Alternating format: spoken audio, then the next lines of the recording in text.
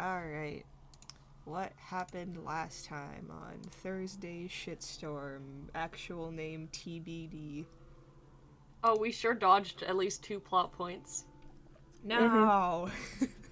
We We saw 2 drove. little plot hooks and we just ignored them. You ran We over one of them.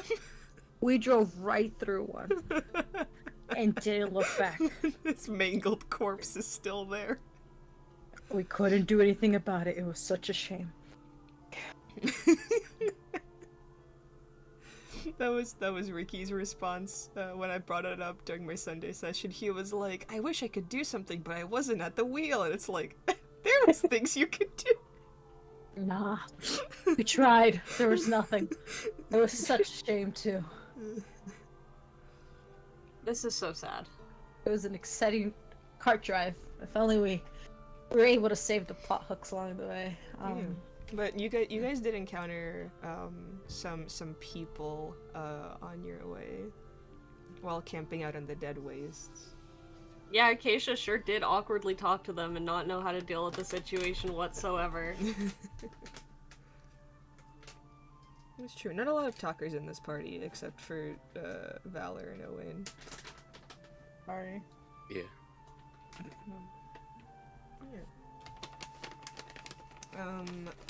Because we're on your way to the capital, and then riding through the Emerald Wastes, Valor kind of veered you off towards a specific tree. It's really funny that Valor isn't here, so you guys go deal with this plot point on your own. Oh boy. Oh, no, no, he's not here, bye.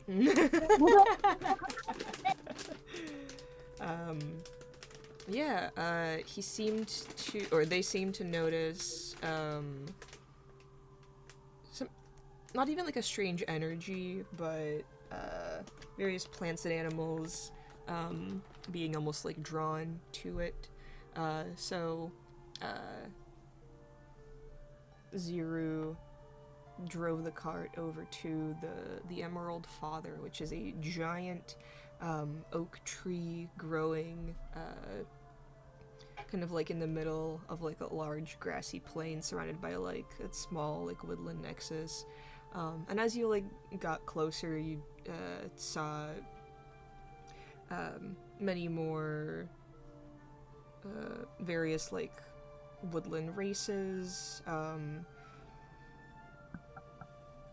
Still raining. You didn't really get like too far into the village, but it was all kind of like seemed to be built around this massive tree, and very much like a small like closed off community that doesn't get too many visitors. Anything else happened? Didn't she say there were, like, people living in the tree? There were like in halflings. in the various trees around it. Trees around it. Yeah, Okay. the actual tree is like way to the far back, but like I'll describe the scene when we get to it. But yeah, anything else happen during the Danny? I can read the chat, you know.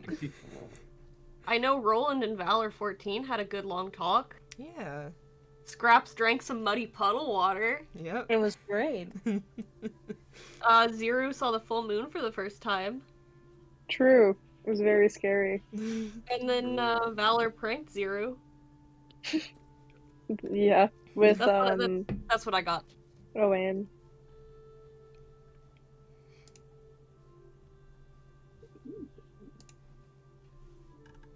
Oh, and it is raining really hard right now. But that's also a thing. It is.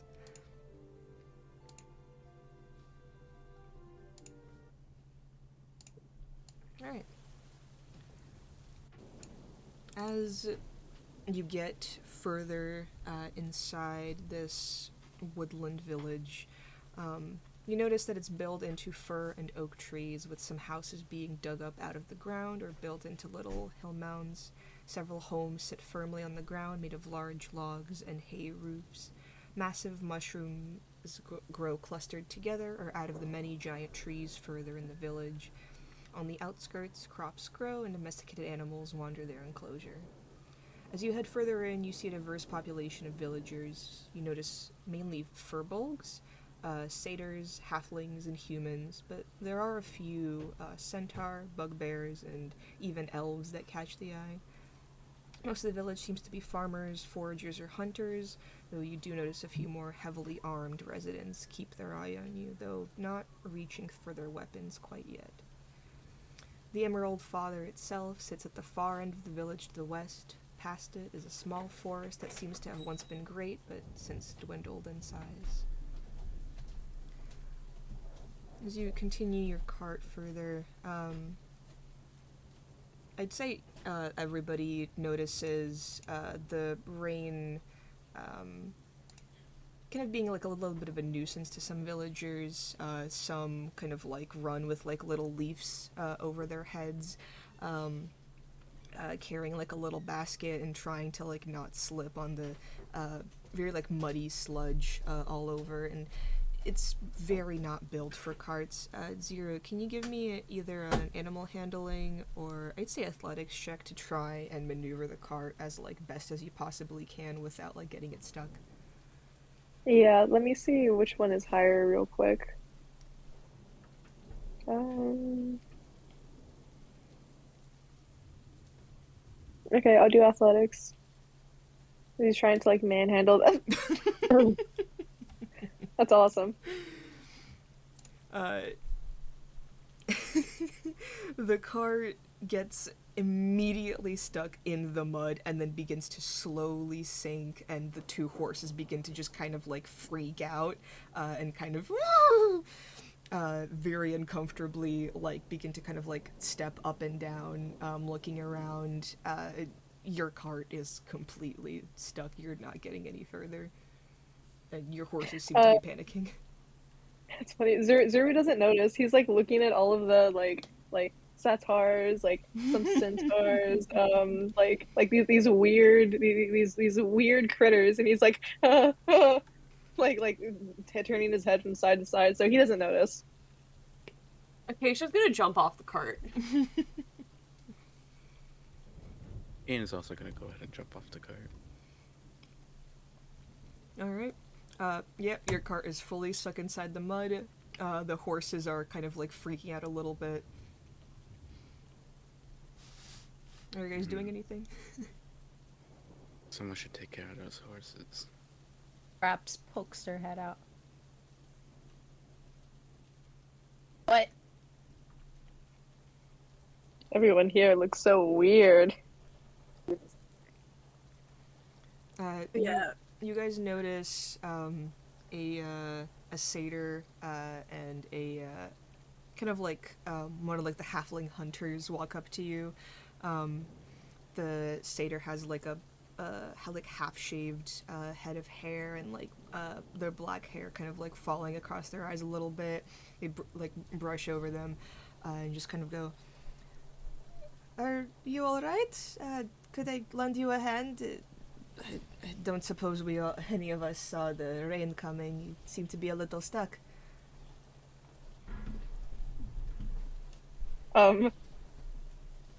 Yeah. Guys, Horses got stuck. Yes, I noticed. Would you mind if we calmed them down and helped your cart out of the mud? That would be great. Thank you. Yeah, there's a place to park it right As long nearby. as it doesn't cost us anything.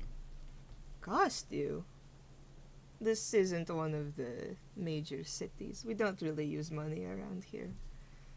That's good to hear. Although, I wouldn't think that you're particularly strapped for money. And just kind of gestures to you all like being outfitted in, nicer clothing than most people around here. As you kind of look around, no one's wearing like any metal. Most of their armor either is like hide, leather, or like some even sport like wooden plates across their chest and arms. And the satyr kind of like waves over a couple of more people, and you see furbolgs, humans walk over. Any of you guys helping them like lift the cart out, or are you just standing and watching? I'll go ahead. Zuri would help. Okay. Yeah. With Perhaps both would help as well. with all of your guys' help, you get the cart lifted out. While Zero, you notice that this like halfling hunter like walks over to the horses and just kind of like gently strokes them, kind of like focuses their attention, and then like unstraps them from the cart and like walks them over to an area that's like a little bit more shaded from the rain, and there's like a place for them to rest there.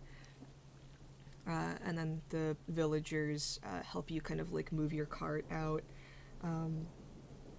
The satyr that was talking to you goes, "So, what brings you all to the nexus here?" Well, we're on our way to the capital. I believe some of us have business there, and it's just a bit easier to travel with a group.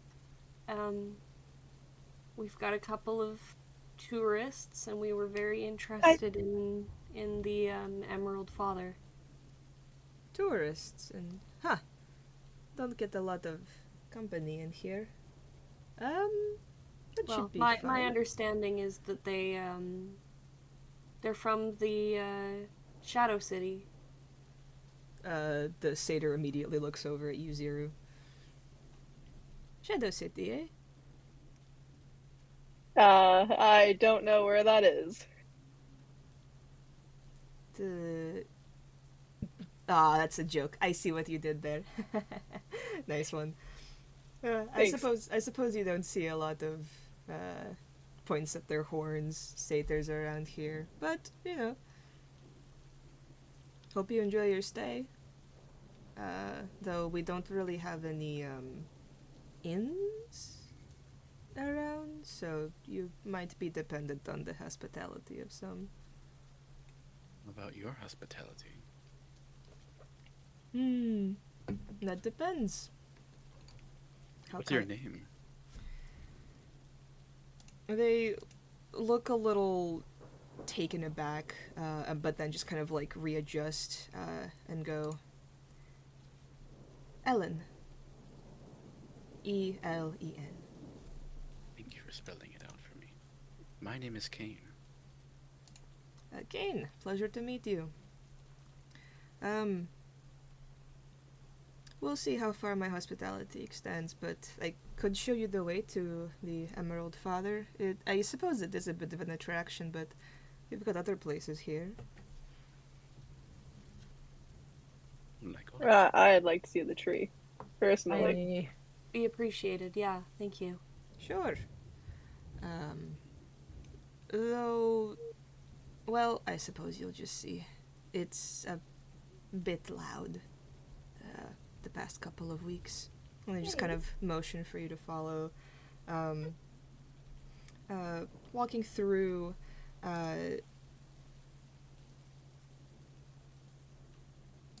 you notice a lot of the kind of like smaller residents have like little like either acorns or like mushroom kind of like hats. A lot of the various residents wear like cloaks of leaves or incorporate like branches, flowers, and all are dressed in kind of like white puffy shirts with like emblazoned designs on them, and then kind of like open poofy pants or like dresses that kind of go all the way down, or like some combination of the two, and like very well fitting boots. No one's here is dressed in like it's a lot of like comfort and stability over like accessorizing, but people do put in an effort to make things like pretty. You do notice like a lot of the houses that have like a very basic wooden log frame have a bunch of various encryptions in them, or various plants, or some have like their own gardens. There's one that's kind of like built into the stump of a large tree that has like several mushrooms growing out of it, and inside you see like this faint purple glow. Overhead, it just kind of reads in a very like scrawled handwriting, just alchemist period. As if this place is not really here to like advertise the fact that it's an alchemist, and more so just like this is the village alchemist that, you know, people know to go to. But as you get further along closer, and you see these massive branches reaching up past the clouds into the sky, and then you hear a very young voice scream out, "You don't understand!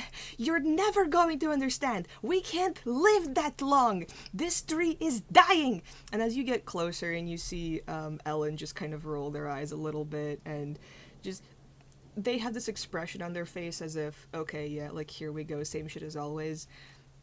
And as you walk forward, you see a young halfling girl with a kind of like poisonous mushroom cap on her head, yelling at what seems to be an elder furbolg standing very rigidly in front of the Emerald Father with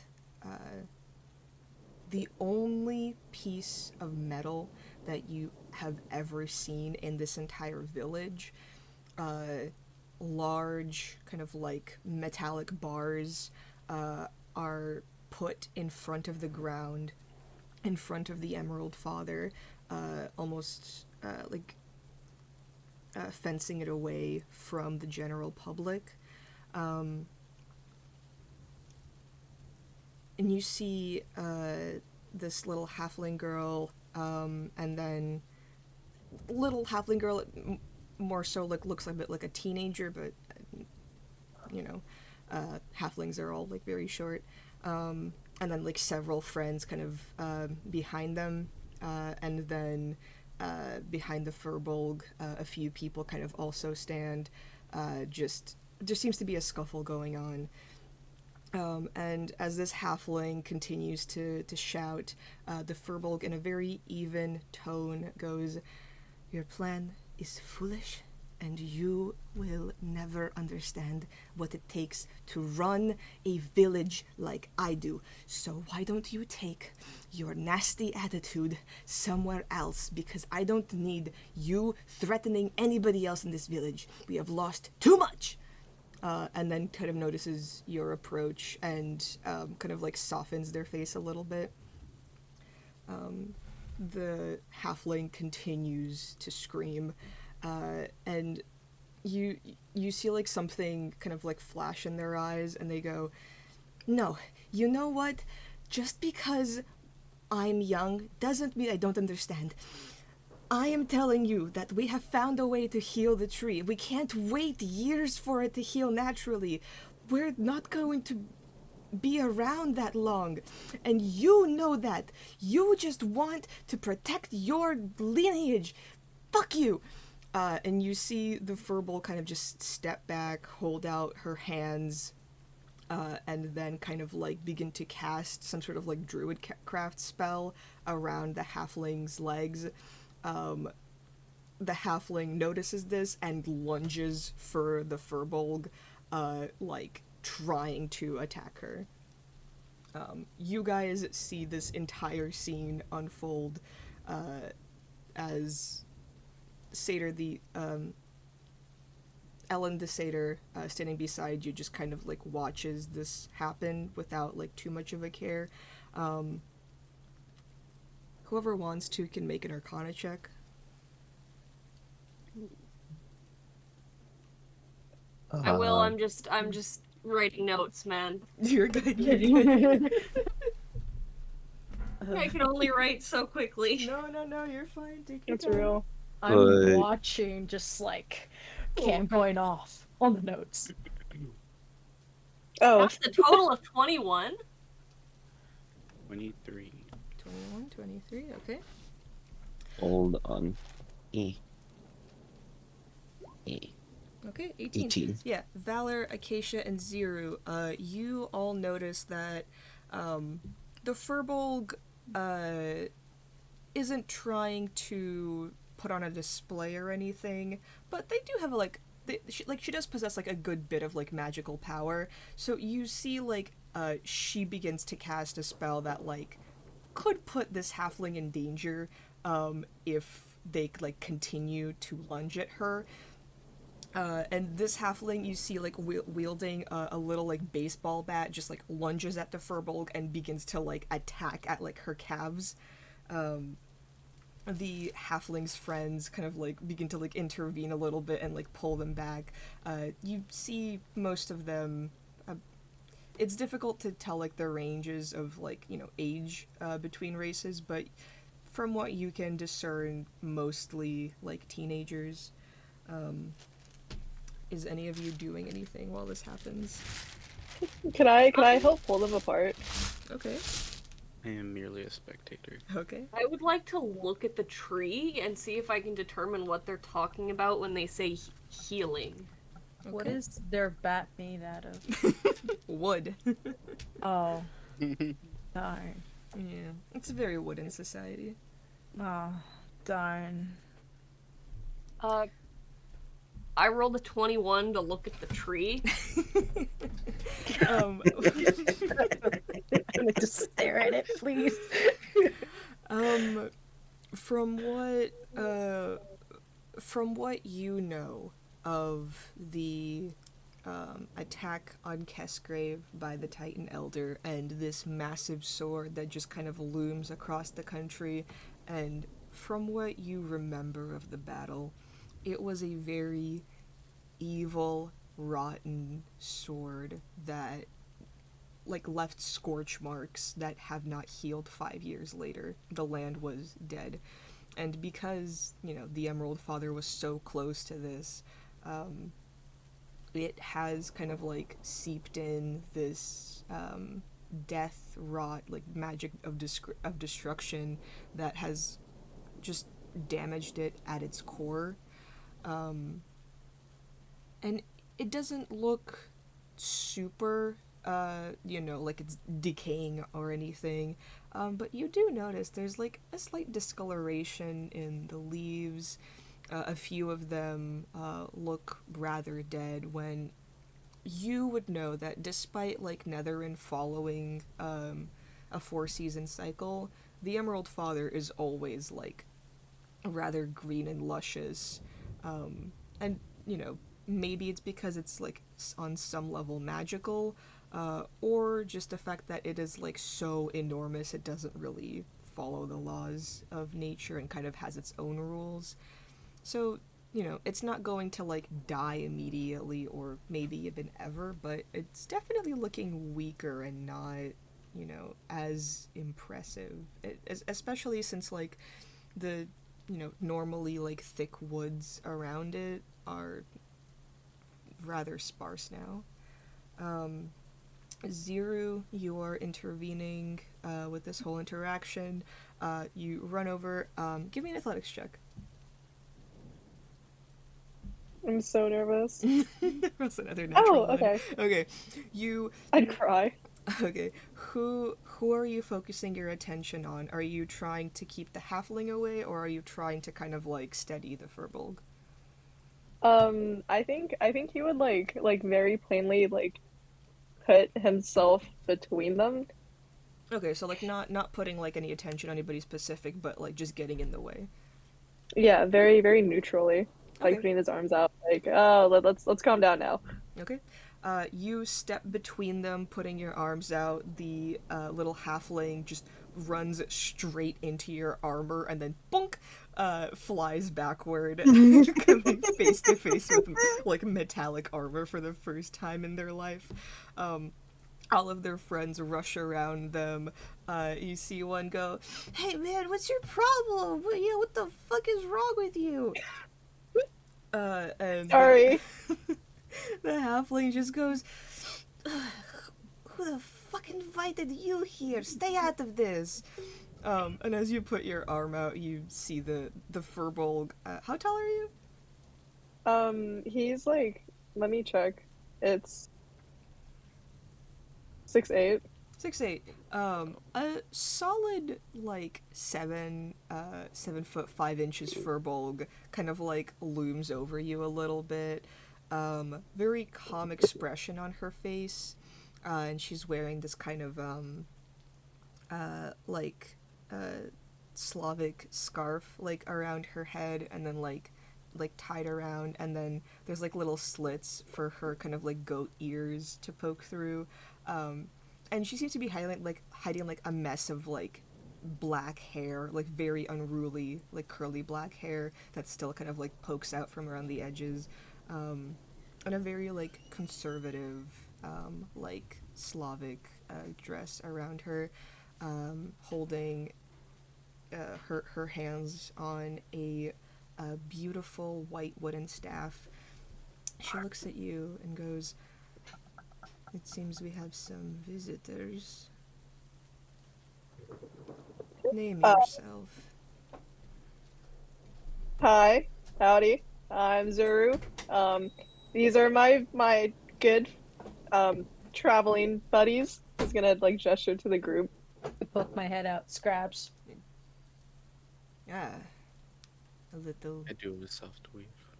a little creature has popped out of your armor. Yes. That is strange. No, you. Um, Okay. I must apologize for. Just kind of like points at the halfling behind you, kind of like rubbing her nose, looking angrily at you. I must apologize for Sasha's display. She has not yet accepted the fact of life that sometimes things need time to heal. Please excuse her and my behavior. We were not expecting guests in our nexus. Okay. I'd appreciate the apology, but it's fine, really. Me and my good Zuru's very obviously nervous. Me and my good traveling pals just wanted to see what was up. Very, very pretty land here. Very cool looking tree. It looks very healthy and tall. Are you Um, sweating? Why are you wet? Yeah. Fucking Sorry. Scraps is getting soaked with the amount of sweat. Help. Yeah, it's like Fucking disgusting. drowning. Just drowning in the hood. Live, laugh, love, as my mother used to say. I'm gonna go save Zero really quick. And So moist. Like slipping and sliding along his armor because it's so wet. it's like that fucking Windows screeching sound when you like put your hand on it and just like swipe down. Help. Help. Valor bows and looks up at the furbog, which is a new sensation for him. So like the head like going up is like a creaking sound. I am Valor 14. The creatures that live within my chassis pushed me in this direction.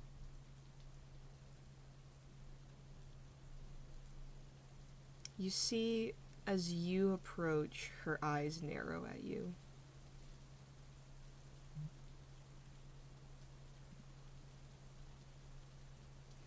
It is great to meet you, Valor 14.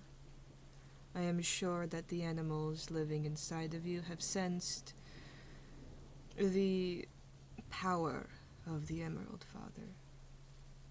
Of course, this isn't any magical or spiritual tree, but it does feed and feed on the remaining land around it.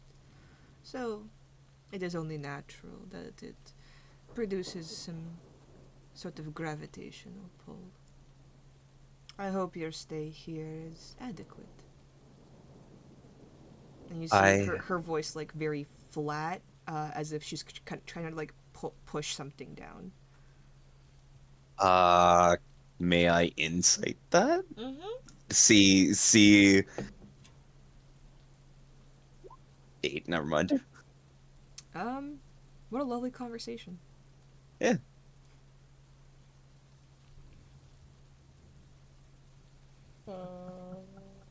I'm just watching the fucking stenography going on So too, good. by the way, as I'm role playing. So good.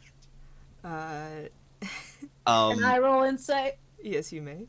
Oh my god, this is a treat. Where the frick did it go? 10. Oh. You rolled a natural 10. 20. Imagine 10.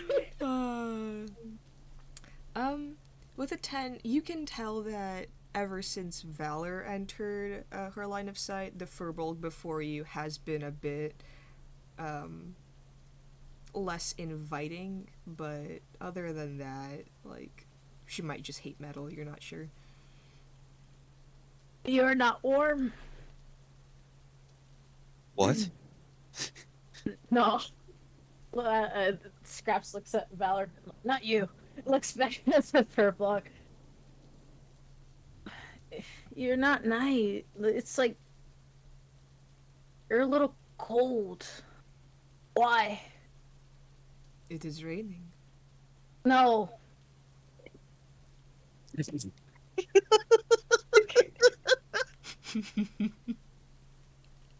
No, not. No. Scraps is like, damn it, she spoiled me my plans again. Uh, the word. How you're acting. It's not nice. I do apologize if what I have said has offended you. Not me. Though, in my defense, you are newcomers into our village, and yet you insert yourselves into our matters? Curious. Alec, have Acacia and Kane perhaps been here before? You haven't been at the Woodland Nexus itself, nor have you visited the, Emerald Father, but from what... Okay, I'll say because you know Valor 14's, role, give me a history check. While the history check is happening, um, I look at the Furbog. We were not trying to insert ourselves. Although, I am not trying to insert myself. History? Mm-hmm. That's a 16 plus 6 for 22. Okay. You would know that the Valor units, not Valor 14 specifically, because those are kind of like a different breed, but the Valor units were dispatched to all of the major cities, or at least all of the named major cities and villages, or if someone in like a high position of power could direct them to, say, a village like Alderbur, where Felix's entire family was, but places like the Woodland Nexus of the Emerald Father, they were not stationed at to protect the various citizens during the war, and they suffered heavy casualties.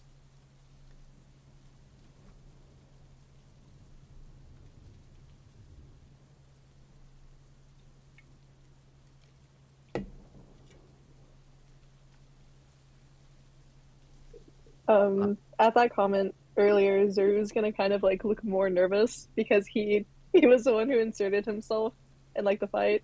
He's gonna put his hands up and he's like, "Oh well, I was taught at a young age that Violence is never the answer. As you say And, that, the little halfling just slams her baseball bat against your leg and goes, "Then stay out of the fucking business of my people, you metallic dunk dunk dunk middleman!" I'm gonna look down, and I'm just going to just very calmly and politely like, please stop. Scraps is gonna. You stop! You get out of here! You have no idea what you're doing! You Scrap- are disturbing the termites that live within my You're within disturbing my my knee. fucking face! Can I am. Can I jump the little gremlin? Oh no, Can no, I set it in attack? no, no! You can't. Yeah, make an Okay. attack roll against the halfling. If that happens, I'm what a teenager. intercepting. Okay, then make. Oh my god. Then okay, Scraps and Valor make initiative rolls. Wait, let's go! I win. Okay. Oh no! Oh no! Scraps goes first with a natural 20. How are you attacking this halfling? I see that they're attacking and immediately I'm not taking out, I'm just gonna go straight in with my bare teeth. Okay. And I'm gonna I'll go- say a bite attack does like 1d4 piercing damage. So I'm gonna Do roll my dice something for this here? one. okay. I'd like to cast silvery barbs on Scraps. Wait, you gotta wait for Scraps to succeed. They have. Oh, with the natural 20? Yes. Oh, okay. Okay. The wisdom save, right? It's no save. Scraps No, has to reroll and take the worst. Ricky. What? We did different rules for silvery. Oh, barbs. that's right. My bad. We altered it, which I think is very fair. No, yeah, it's very fair. It's just I didn't know you guys altered it. My bad. Yeah, we did. All right. Yeah. So Scraps, make a wisdom save, please. Do I still roll the damage? Well, this is a reaction, so Okay. this happens like during your turn. A wisdom saving. Where the frick is it?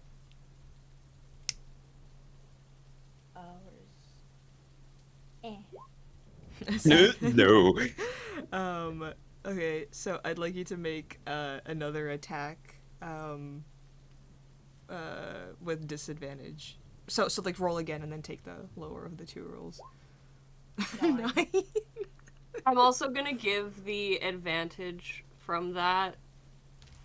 Fuck, who's gonna actually be talking here? Acacia would probably give it to Valor because they are trying peace. Okay. And her entire thing right now is no, let's not start a fight. Okay. As this all happens, Scraps, you leap out of Ziru's armor as the halfling is bonking them on the leg. Acacia, how does your silvery barbs look as you're trying to prevent Scraps from, like, attacking a citizen of the town you're in? Well, you know, it's just a verbal component. Mm-hmm. So it's probably just no. Scraps, you hear Acacia yelling at you, and you kind of like turn your head to tell her to like go fuck off. While I would never. Okay. I would never. I I gave them pancakes for God's sake. I would never tell her to fuck off. You turn your head towards Acacia, and in that moment, the halfling sidesteps you, and you ram your set of teeth straight into the mud. The halfling goes, See, that's what I'm talking about. You and your weird little freaks attacking us and our people. We're just here to heal the tree, and we're here to take her down from her fucking podium. And Okay, the friends okay. that they've Whoa, gathered have whoa, just whoa. I would. yeah, Whoa. yeah, Whoa. revolution. Whoa.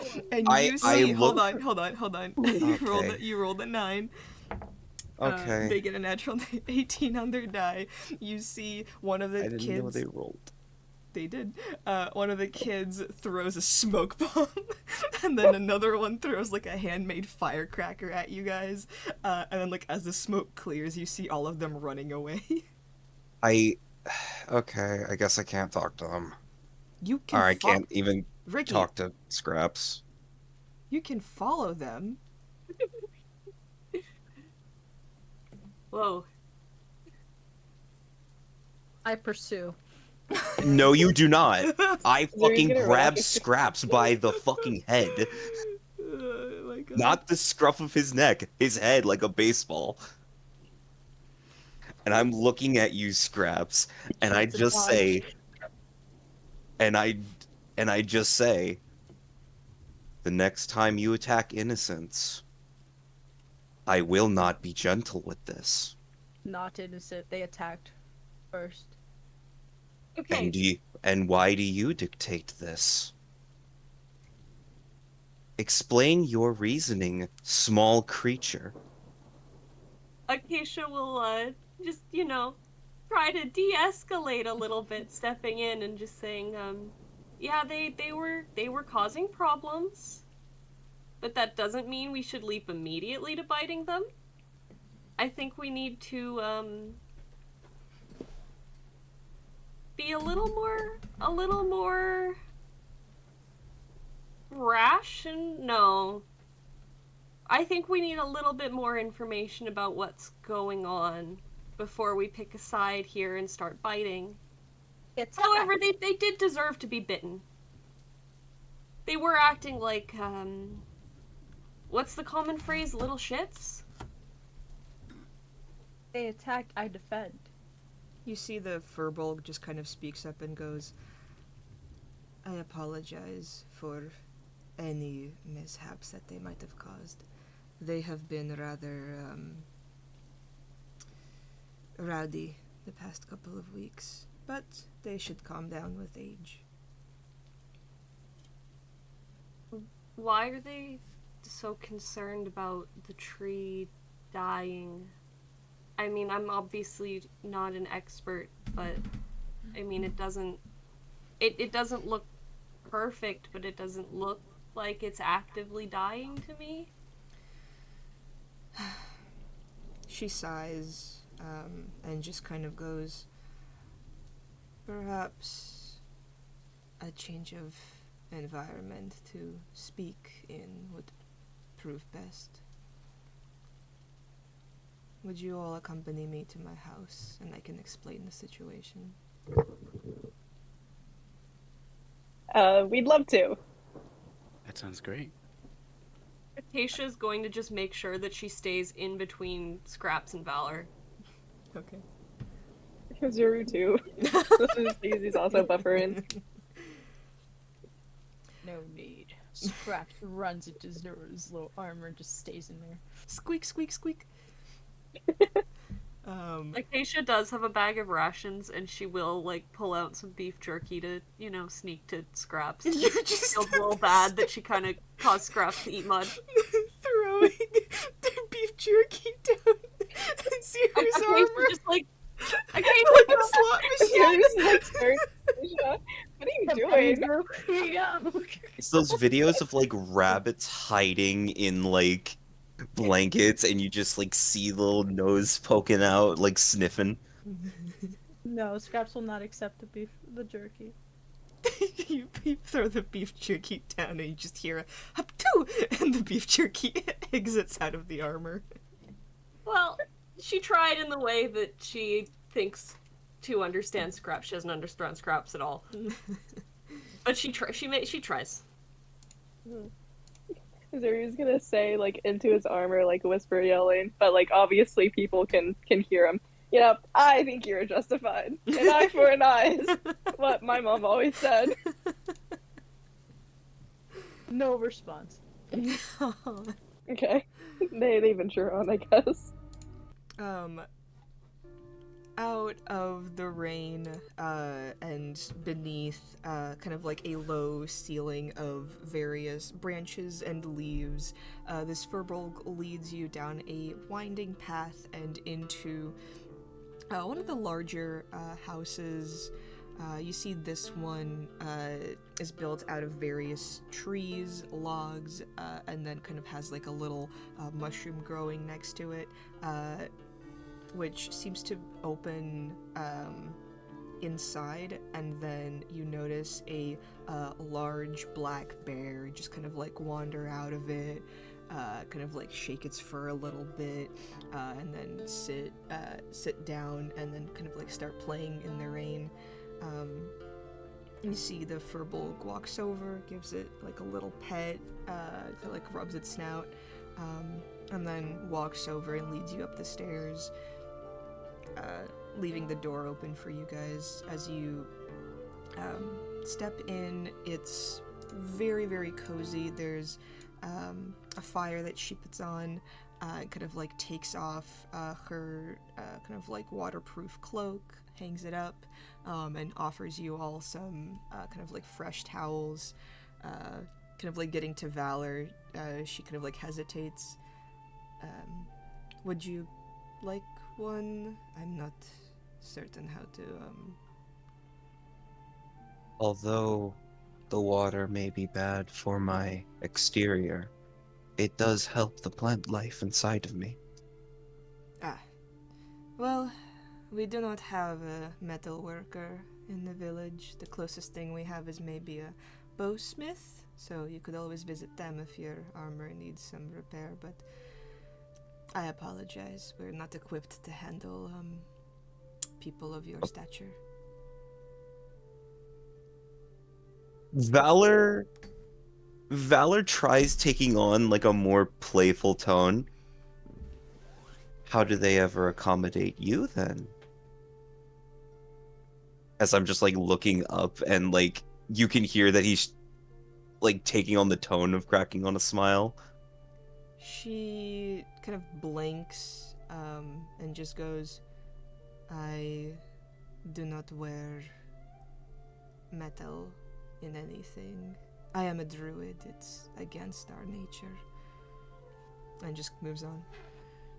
Perhaps pokes her head out. Can I play with your bear? As long as you don't bite it. No. Alright, then you may. Yeah! Okay, they run out. I hear a frame of a yell.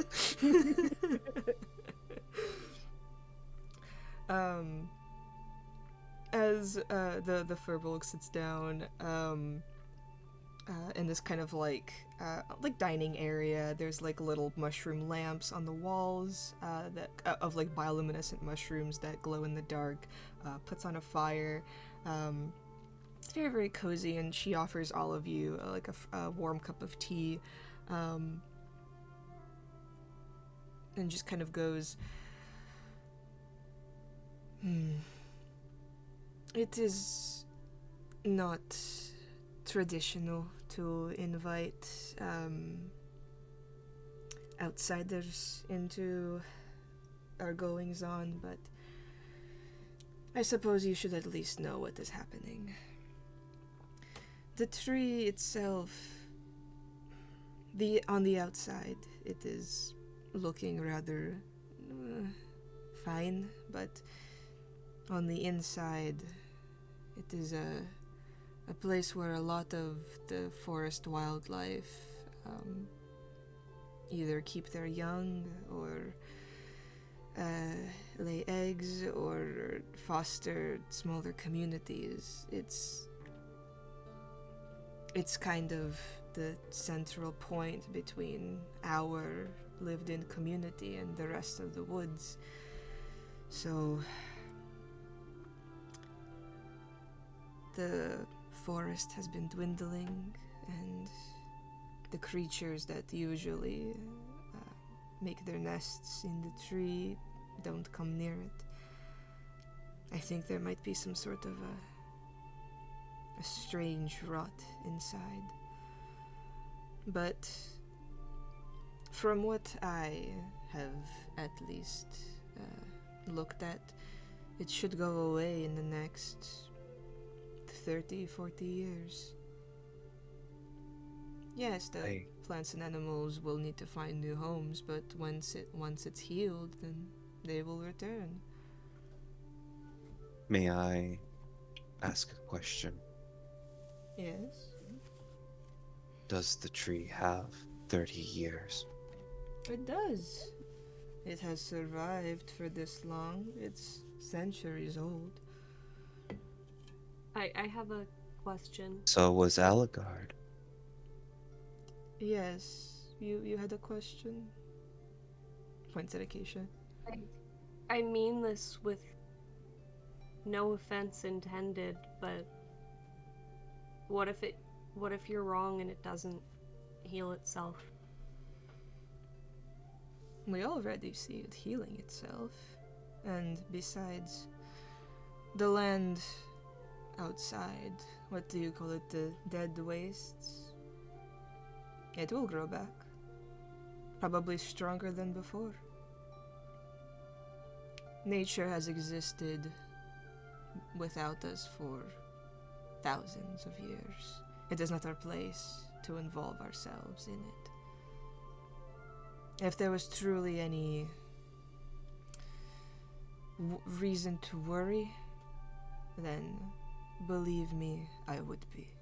I am not the type to treat matters like this lightly. Sasha and her little band of hooligans just do not have the patience. And with that, whoever wants to can make either a history or an insight check. I'm so much better at history. I'm gonna make an insight. Alec, that's a nat one. Dude, I'm having so much fun with the bear. We'll get to you. I'm doing lore right now, Riley. Can you pipe down? I'm so sorry. I'm just saying. All right, solid 9. 18 and then a natural 1. Okay, so Valor and Acacia, you're a little also really quick, since June is here, can someone who's kind of like not in the scene write up like a little summary of what happens. Acacia and Valor, I think you both are like a little too invested in this conversation to really like rationalize what she's saying. Ziru, as you've been looking around at all the various races living in this village, and as you look at this Furbolg, you realize that, of course, this is common knowledge, different races have different lifespans. And some of them can afford to wait 30 years, and for others that is maybe a third, like half of their life. With an insight like that, I don't know if you would know the specifics of the ages of the races. I think you could tell from her tone that she can definitely afford to wait, and she doesn't really see what the big deal is for the others. Zuru's gonna kind of interject, and he's gonna go, "Ma'am, I know this is a very, very rude question, and you should never ask a lady her age, but how old are you?" About 135 years old. I might have missed a year, when the war was happening. Gotcha. So, he's like, he kind of like stops and he takes a moment to like articulate what he's about to say. So you and I, because I live for a very long time too as an elf. And in my perspective, we have like forever until the suns explode, probably, to live and enjoy nature and see life replenish in this super cool tree of yours. But for the animals and Sasha, she's probably gonna die before she ever sees anything like that happen. The wastelands outside, barren waste, however, that's going to be her reality for the rest of her life. in her head if she doesn't see any change. Um, and with the animals and stuff, you know, of course they don't live as long as us either. So that would be kind of sad too, I guess, a little. During the war, there were many brave humans whose lifespan is less than 100 years who fought and died before they got to see the end of it. I don't think that people should rush in just because they will not be able to witness the fruits of their labors. I know it is a sad reality, and yet it is one that we live in. Well, oh.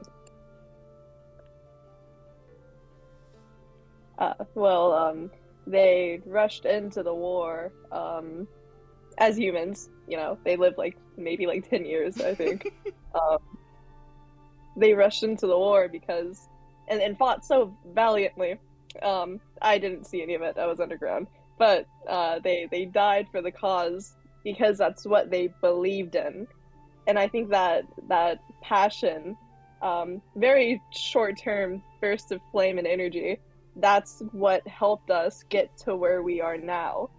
If they were patient and just waited it out, I think we'd be dead, or you would be dead. I probably wouldn't be here, but Her eyes there needs narrow as you say you'd probably be dead.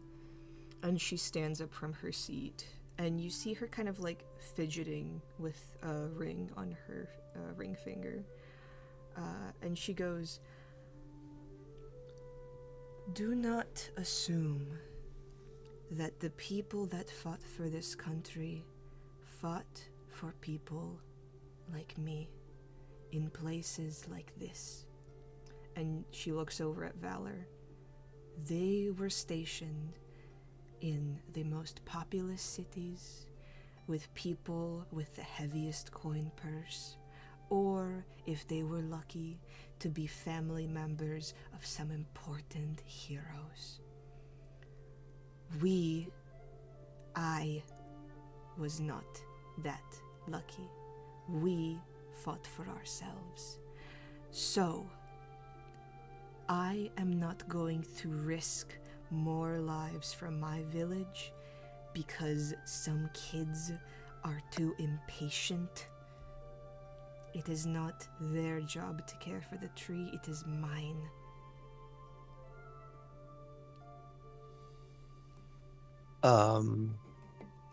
Valor looks up at her after saying that. And what happens when you're gone? They need to know. They haven't demonstrated that they can. Aren't they? They part haven't of the proven. village too? They act like it is the easiest thing in the world. They have not seen what I have. And Until- teach. She kind of like winces as you say that. People do not inherit wisdom from time. I I think have learned that from criminals. I think you show up without knowing and assume a lot of things.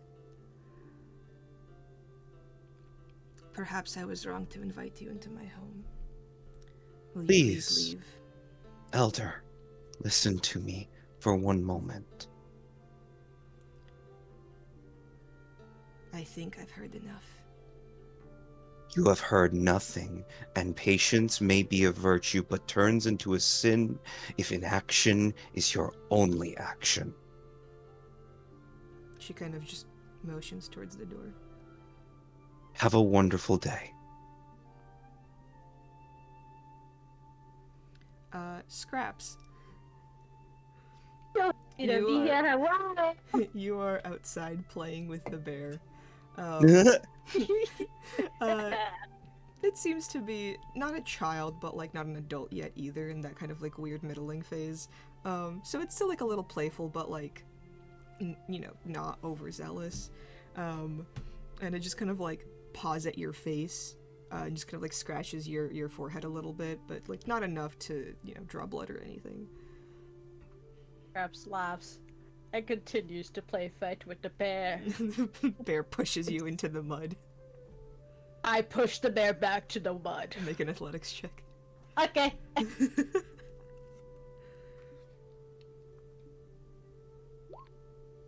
Okay. I figured out how to turn off. I remembered the lesson. As you push the bear back into the mud and get on top of it, and you guys kind of like wrestle, the bear roars, and you're having a grand old time as the group like exits looking rather sullen. I roar back. I'm just having such a good time. I'm so happy to be here. It's just like having another version of me. I'm just so happy. What could go wrong? Hey, Oh my Alec. goodness. Yeah. Acacia would like to be the last out because there's something she would like to say. Can I share some of my little can I just share some of my little jerky? With the bear? Yeah. Yeah. It just devours it. Me The rest of the group walks out. Acacia, you're kind of like left alone with this elder. I never came here before. We tried to help as many people as we could. I don't think I wanted to, but I think we did what we could, but we should have done more. I'm sorry. And she will leave with no fucking context to that. We love our no context queen. Make an insight check. Me? Yeah. I'm so good at insight, Alec. Did I grab a d20? Yeah, I did. Okay, that's not terrible. I don't know if I even have an insight bonus. No, Make I it don't. one. 14. 14. You walked into her home, told her how she should be doing her job, did not ask her for her name or anything about how, like, she does her traditions, and then, essentially, like, insinuated that she will be the reason that, like, this place is going to, like, crumble and die. So that is, like, several of the reasons that she just does not want to talk to you anymore. But, like, that little last bit that you said kind of made her unsure of you guys. Just kind of, like, right back to square one of you being very confusing visitors. I thought we got her name. I literally got Me in the too. middle of We that. didn't. Can I go up to the door? It's a little late now. You see, I'm you just see gonna everybody. knock on the You door. see everybody leave. Everybody, like you guys see, like after Scraps has been wrestling with a bear and eating jerky out of the mud, they walk up to the door. I knock on the door. You just hear like a sigh and then step, step, step. Creak. Yes. I look up, almost breaking my neck. Thank you for letting me play with your bear. Make a persuasion check. What? Oh my. Where the fuck is it? Oh, yeah. That's not that bad. 14. You see like a little crack of a smile that she just quickly like shuts down and then goes, okay, and closes the door. Wait, there's more! She cracks it open. Yes.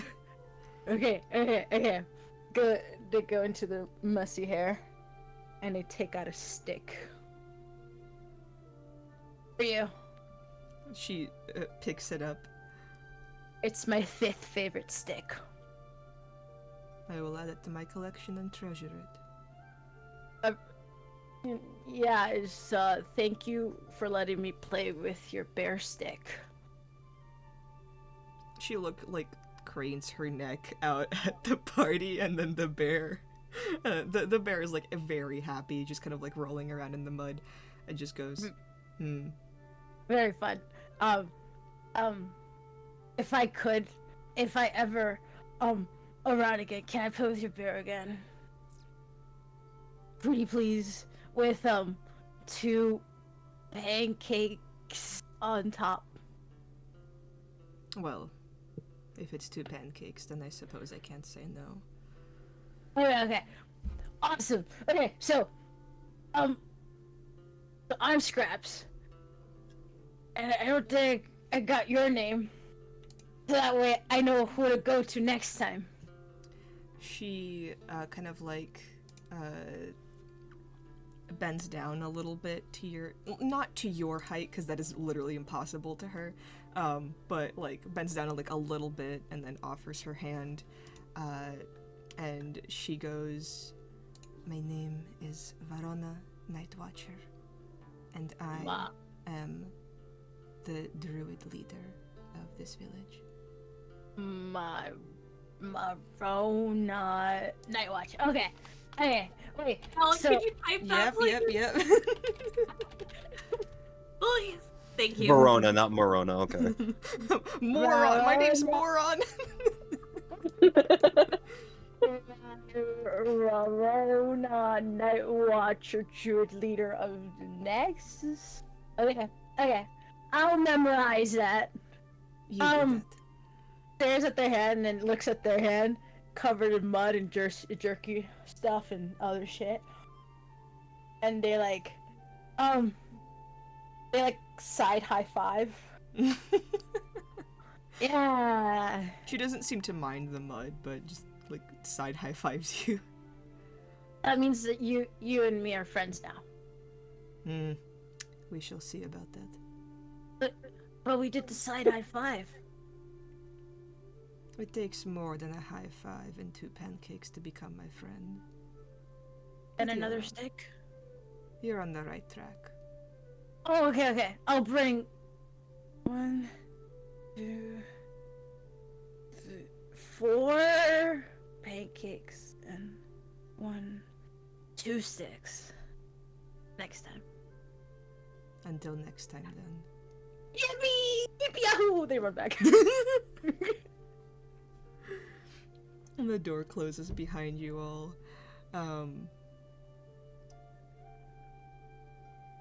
Where are you heading to now? Why do you all look sad? I think we were kind of mean to her. I kind of feel bad. I have something referred to as a resting face. Acacia is currently grappling mentally with some realizations. You have face. It does things. Valor just motions at his face. I can't really move past this expression. I can fix I it. was gonna Please say do you not don't have touch a my face. Do not touch face. I did not mean that in an aggressive way. I mean, please do not shift it past this expression. Shift. What does that Do you mean? think we could That mean? grow the moss in a specific way to make you look friendlier? I was just gonna put sticks on their face and then move it. Just like Are you solid advocating? eyebrows. Are you advocating for drawing a fucking smiley face on me? I just want eyebrows, man. Eyebrows are personally. expressive. Do you want to put fucking moss eyebrows on me? I think excellent idea. I think it'll help a lot with reading your expressions. You are very scary. I do agree. Not Zero really thinks back to scary. Valor on That's all fours, big. chasing them. No, Just I'm just big. I'm just kidding, Valor. I'm not. Oh, I think you're fine as you are. I don't. that I is know. funny. So yes to eyebrows. Yes. Hmm. Wow. Yeah, I wasn't expecting that. I do like look down at Scraps like, I am sorry I got aggressive with you, Scraps, You're aggressive with me earlier, earlier. before we went to this home. Scraps has short-term memory Before loss. we went to the you were aggressive. When you were about to bite the halfling named Sasha. Ah. Okay.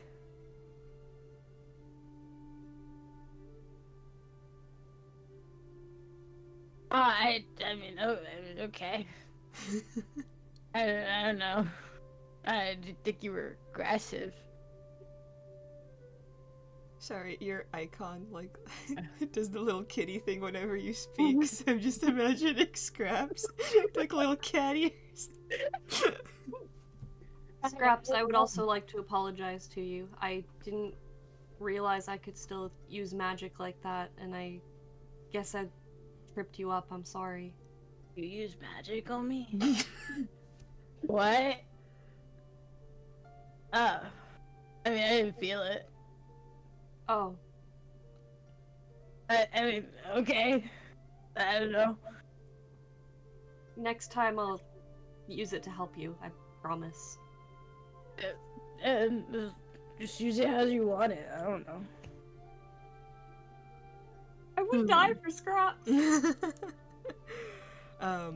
You guys did see, like, the direction that, Sasha and their friends, ran off to.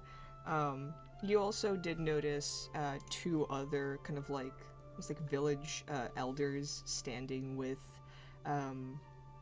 Verona.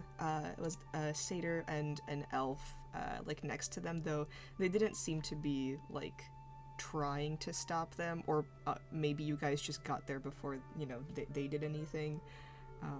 But it seems that they kind of, like, stayed at the tree to warn away any more riffraff. Not Where did, riffraff.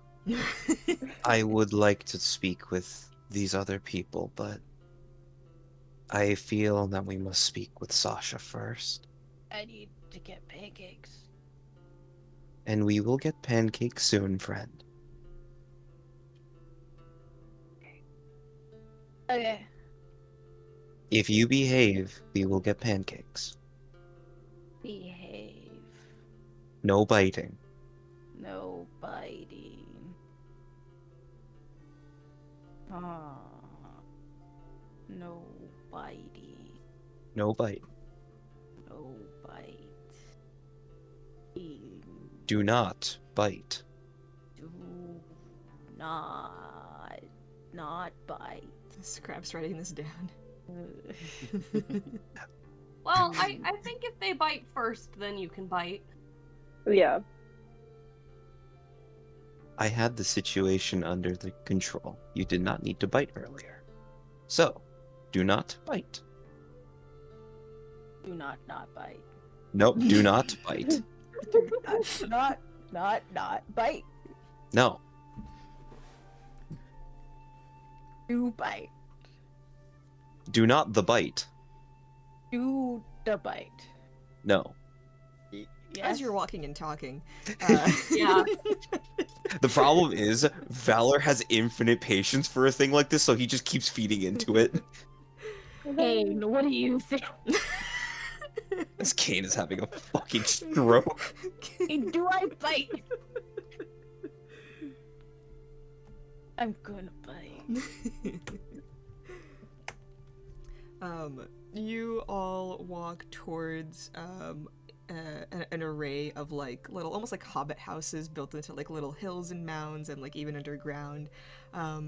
And as the rain kind of stops, the ground is still incredibly wet, muddy, and just not built for like this wide amount of rain. And as you look up, you notice that like the areas of the elder tree would have kind of like stopped the rain, but there are like large patches of leaves missing that have just let an array of water like down through. Walking past these little houses, let's see. Yeah, Kane, you feel a little tug on your on like the like your cloak from down below you. I'm gonna stop in my tracks and slowly turn my head, almost in like a reptile type fashion. You see this like wide-eyed like little boy, seems to be human, this kind of like tousled brown hair and like mud on their face. He just kind of like stares at you and just goes, "I lost my pet, can you help me find him?" I'm gonna stare at them for a moment before I react. Sure, I can go ahead and help you. And I turn around to face him properly. You're not gonna tell my mom, right? Not yet.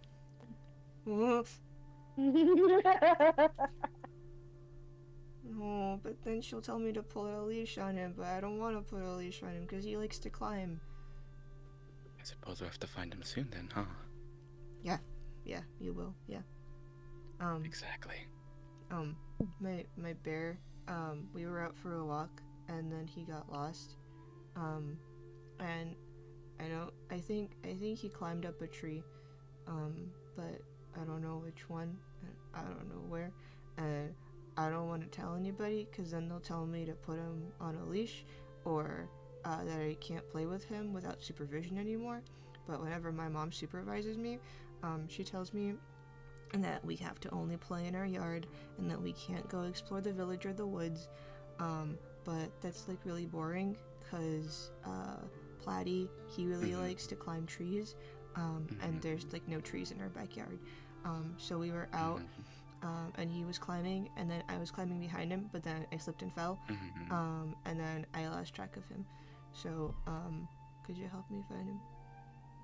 He's slowly rambling on. Kane just kind of keeps nodding. Well, does your pet bear have a name? Platy. Platy? Yeah. Okay, let's see if we can go ahead and find Platy then. And then Kane thinks to himself, should I add the others along? Kane solo side quest, let's go! Kane follows a child around for a day. Sure, let's go ahead and find your Platy then. Where you last saw him. And just kind of like leads you away, pointing at a direction in the trees. Are you trying to like move away from the group like relatively unseen? No.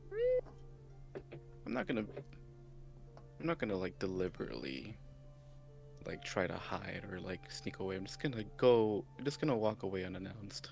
Okay. Answer honestly, would anybody genuinely notice if Kane was missing? Absolutely not. Valor would.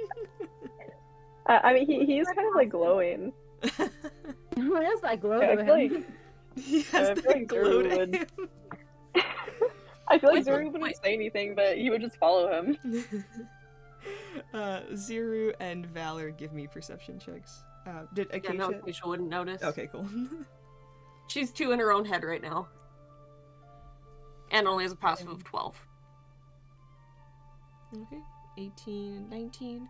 Ziru and Valor, you kind of, out of the corner of your eye, you see like a little child talking to Kane, and then kind of like pull him with them. It doesn't seem like he's in any danger or anything, but it's up to you if you want to like follow him, call him back, or proceed with what you're currently doing.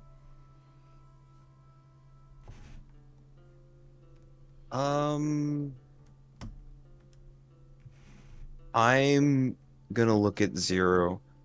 If you would like to talk with Sasha, I could help Kane out. Oh boy. Yeah, I'm honored that you trust me with that. Sure. I'll, It is more of a group oh responsibility. boy. It is more of a group responsibility, but take it as you will. Really look Oh, charisma. okay. I'll talk to Sasha.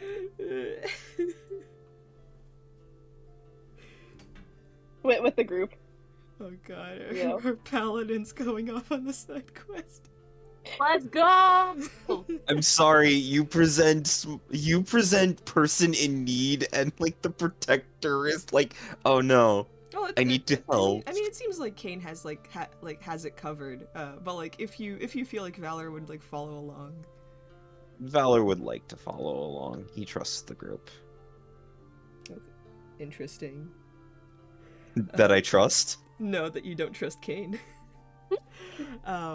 You, Kane, you see Valor kind of like begin to approach as the child is like pointing out. So that's a birch tree, and that's a fir tree. Those make really good Christmas trees. And that's an oak tree, and they have like they grow like little acorns, and then you can like plant them, or you can make like a little like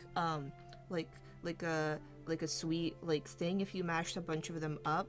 Before he keeps rambling on, I'm just gonna lightly tap his shoulder, and then kind of like, sort of reach forward or like bend forward to his ear and whisper, "I would like to not surprise you. There is going to be someone coming along with us. It looks like. Their name is Valor. Do try your best to be on your best behavior. They might be the type to tell your mother." Okay. And then you see the child's eyes widen as Valor begins to approach. It's the Iron Giant. Oh my god. Hello, Valor. Hello, Kane. Are you made of metal fully? I take my hand, ball it up into a fist, and just knock on my chest. Oh, What's the most amount of metal that you'll be able to harvest around here? yeah. And you see the child kind of like clings onto your like legs, Kane, kind of like very shyly but like peeking around.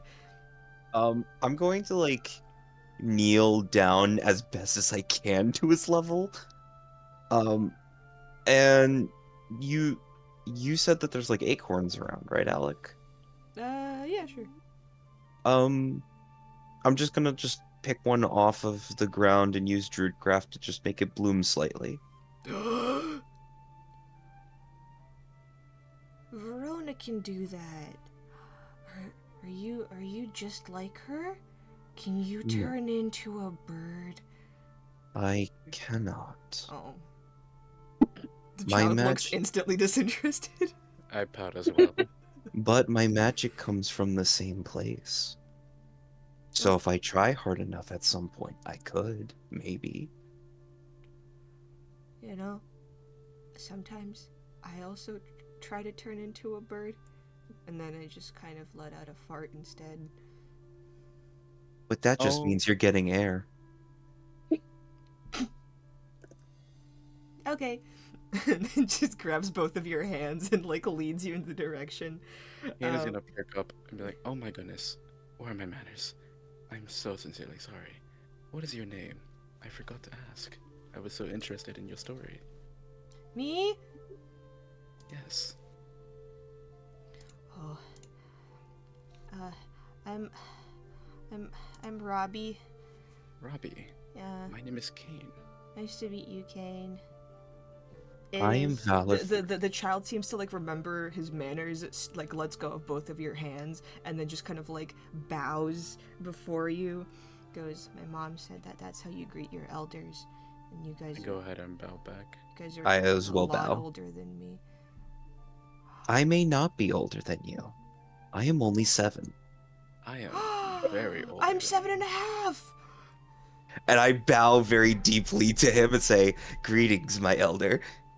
The child begins to climb upon your back and then kind of like sit on your shoulder and says, "Forward! That's where I saw Platy last." And points at like a group of trees kind of like beyond the village. I'm gonna ask, like, and who is Platy? My bear. Is this bear your pet? Yeah. Did you lose this pet? Mm-hmm. What did this pet look like? A bear. What was the bear's fur color? Brown. Like nothing like the bear that we were No, interacting with, no. right? Okay, cool. You have seen several bears roaming around the village. Just I kind of just wanted to make sure. very relaxed. I just wanted to make sure.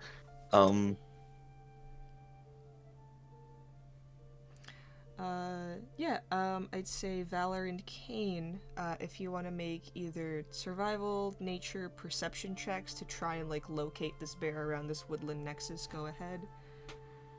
I'm gonna make a perception. I'll make a perception.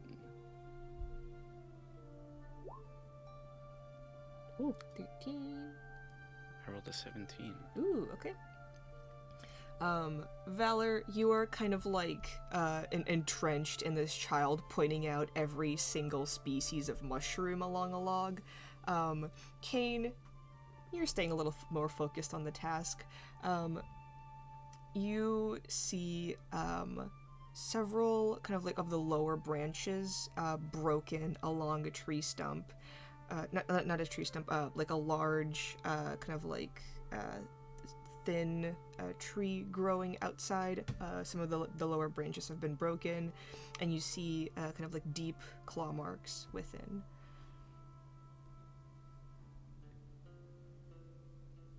Like Platy went around this way, and in a bit of a feisty hurry as well. He loves to climb. By the way, Robbie, Yeah. does your bear normally go missing like this?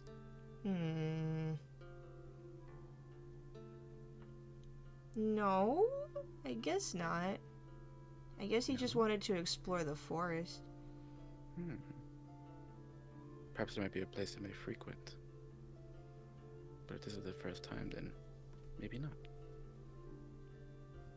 But if you were a bear, Robbie, where would you go? Up the elder tree. We're not allowed to go near it because it's sick, but it's so cool and so big, and there's probably so many different types of mushrooms on it. You Maybe said- a bear named Platy. If I was a bear named Platy.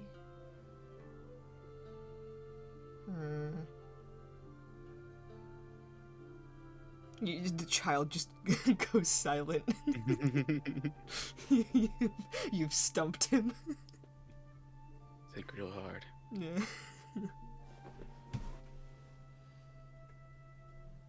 How about you, Valor? Do you have any ideas of where we can find Platy?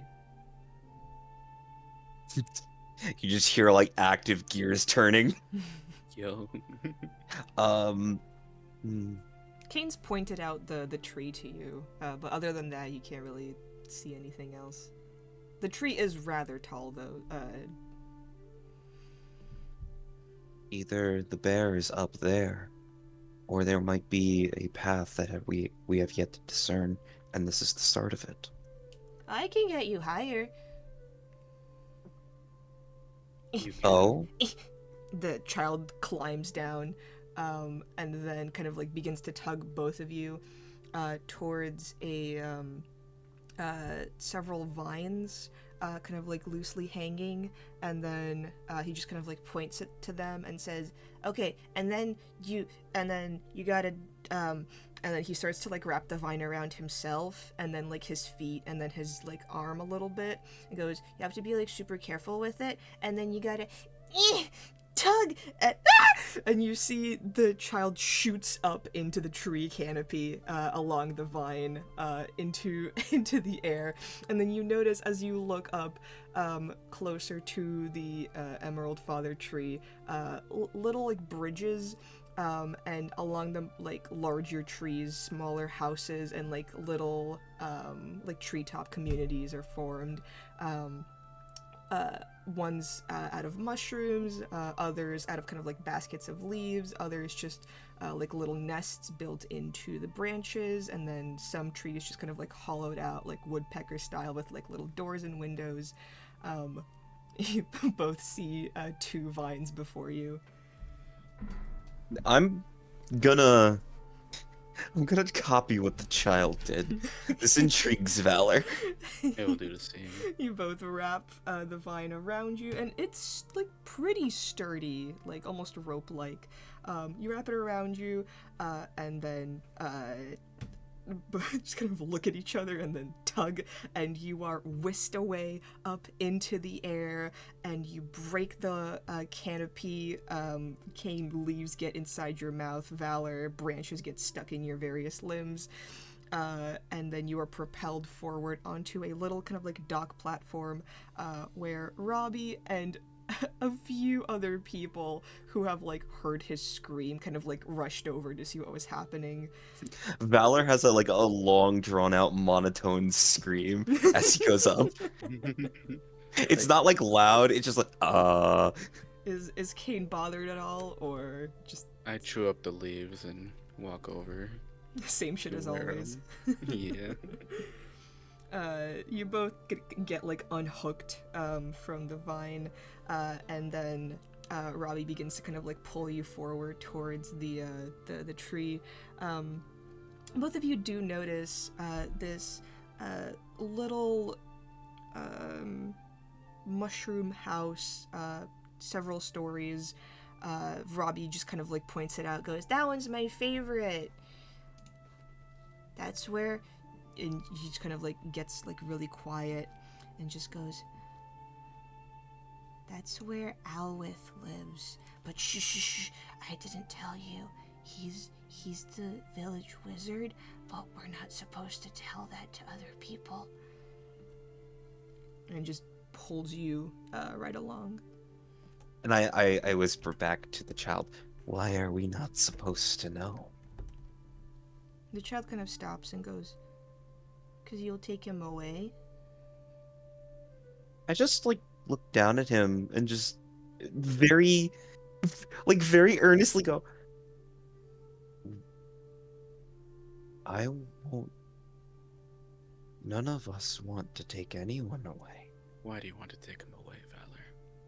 "I don't know. Why do I want to take them away?" And I'm like looking at the child and like directly asking this child why I want to take him away. You have before.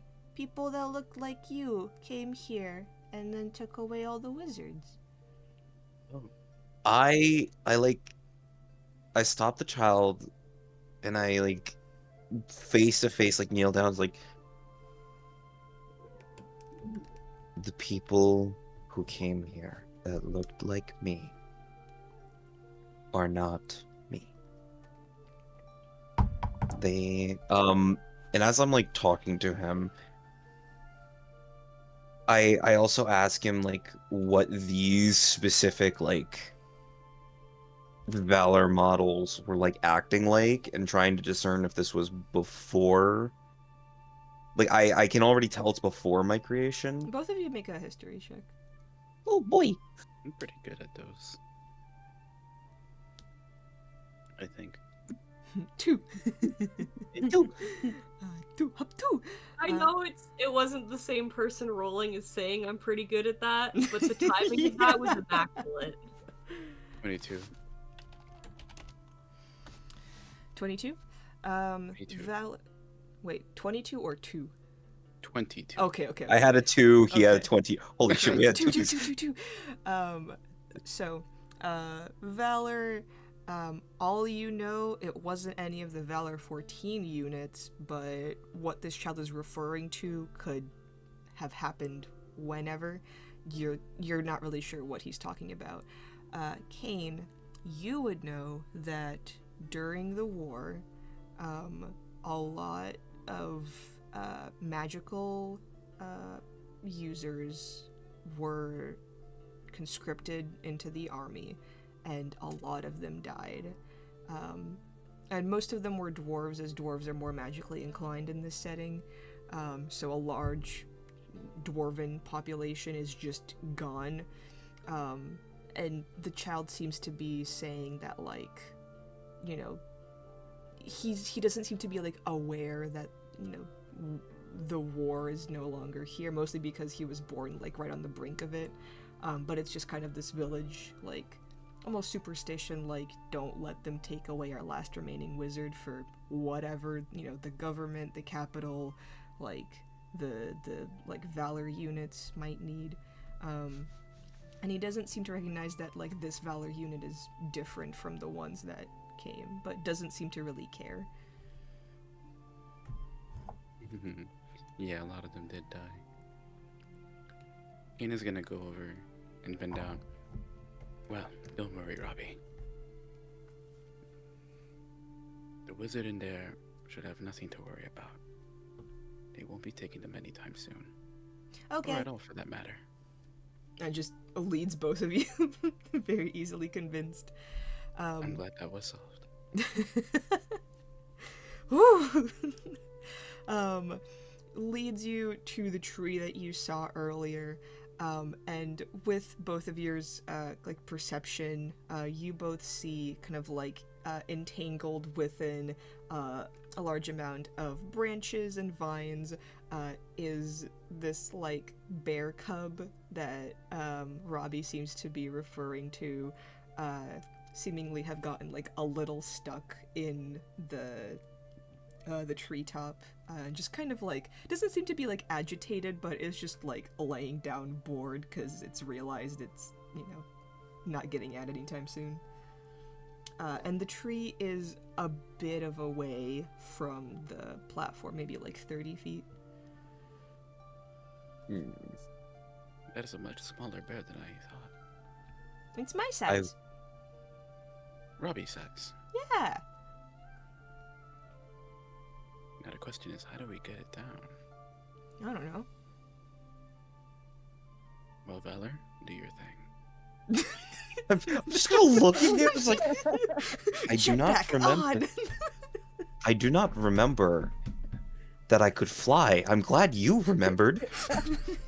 Oh, my apologies. I was under the impression that you had extendable arms or legs, or I can remove them, and I just pop my arm off. perhaps we can use this as some leverage to climb. I'm just gonna put my arm back. How tall is... Okay. How tall is the treetop that we're currently on right now? Ooh, like a several-story building. You guys are pretty high up. So if you fall, it'll be quite a splat. It'll hurt. And I'm fuck, okay.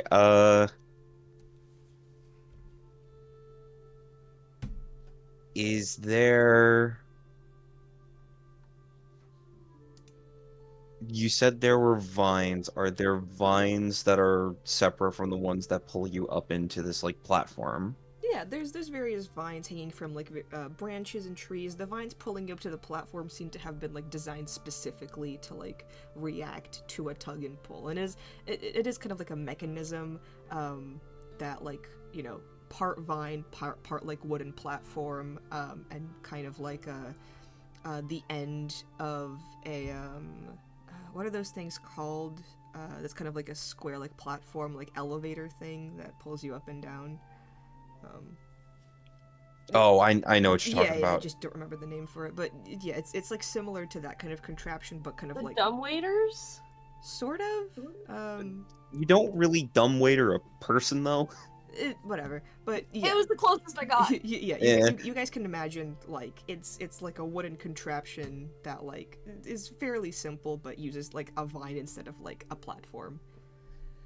And they're 30 feet high from us? The tree is 30 feet like sideways away from you, so you're like at about the same level ish, but it's just like away from the platform that you're standing on.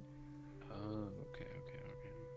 The vines you can probably reach into like the various trees, or like there's like ones along the platform just kind of like lying around if anybody needs them, and they're like fairly strong and thick. I'm going to turn to Kane. I need you to Yes. hold the equivalent of a rope for me while I figure out if there is a way that I could climb and jump to that specific tree.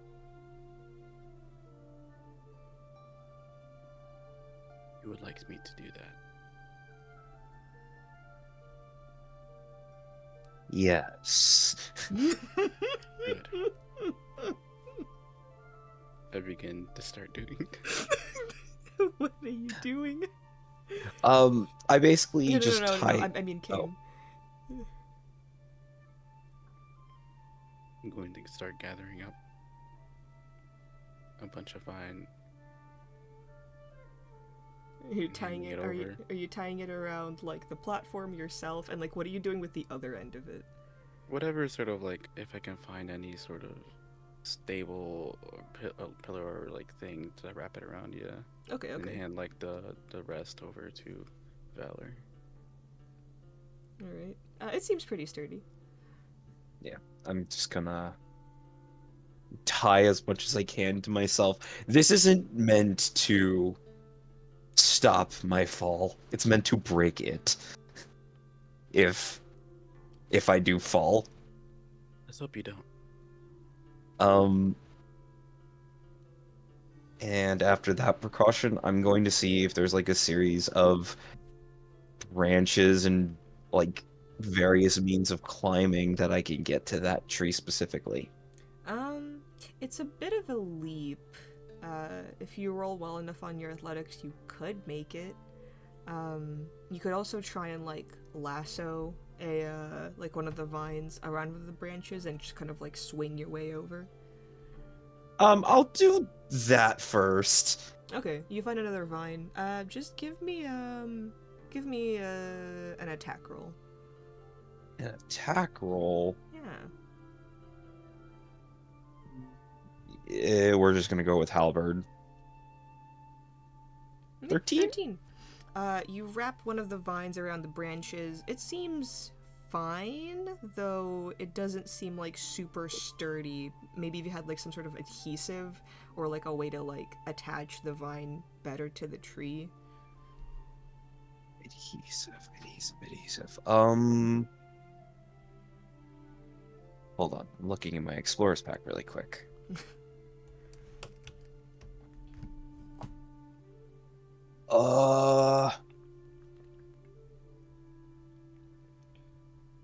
Does Kane have any spells that like cause ice or anything?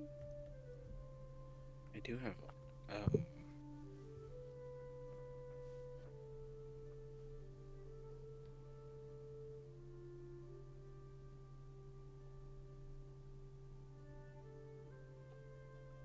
What do you have? Ray of Frost.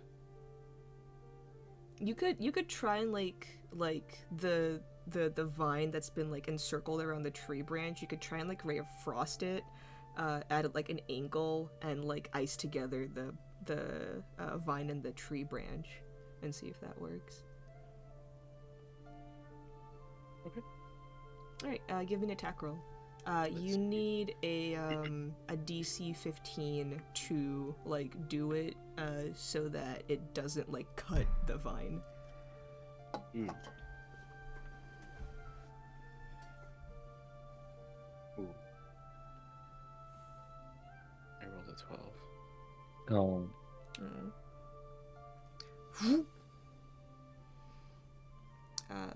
The vine kind of like falls down.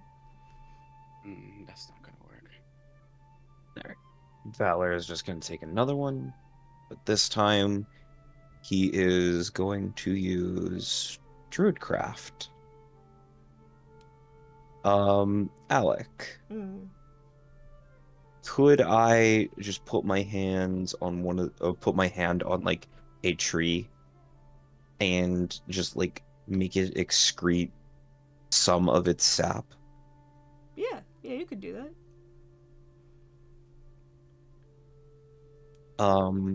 So I do that and I soak like the lasso bit of the vine this time in sap and then try that instead. Okay, give me another attack roll. Do, do, do, do, do, do, do, do. 23. This time with the sap, the vine swings around the tree and seems to be adhered. You're gonna try and swing across it? Malik just like mutters to himself the things I do. Um, I have the rope around me to break my fall a little bit if I do fall, so yeah, I'm gonna do it. Okay. Give me an athletics check.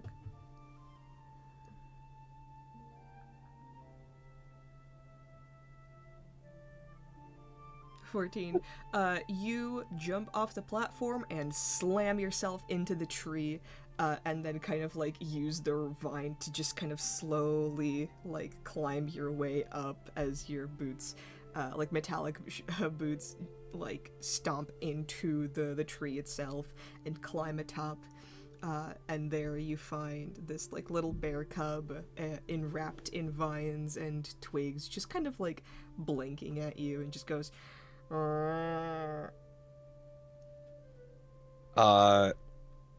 I just give it a piece of like food. Okay. And like as it's like busy nibbling, I'll just like um I will try to just like rip some of the vines out and try to untangle him. Okay. Give me a survival check. Oh man.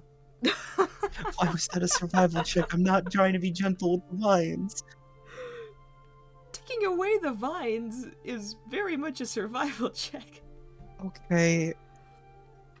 As you kind of like try and like let them loose a little bit, honestly, the bear is not helping. As like it finished its food and then just goes, okay, now where's more of it, and then begins to kind of like scratch at your arms as like you're trying to like let it like loose. You're not sure. You could try something else, or you might need assistance. Everything alright over there, Valor? I believe I have it handled for now. Alright. I'm rooting you from here.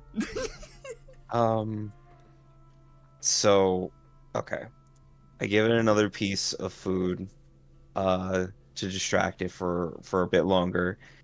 And then I'm going to try and use I'm going to grab my halberd from the very like head of it and try to like saw a little bit of the vines away.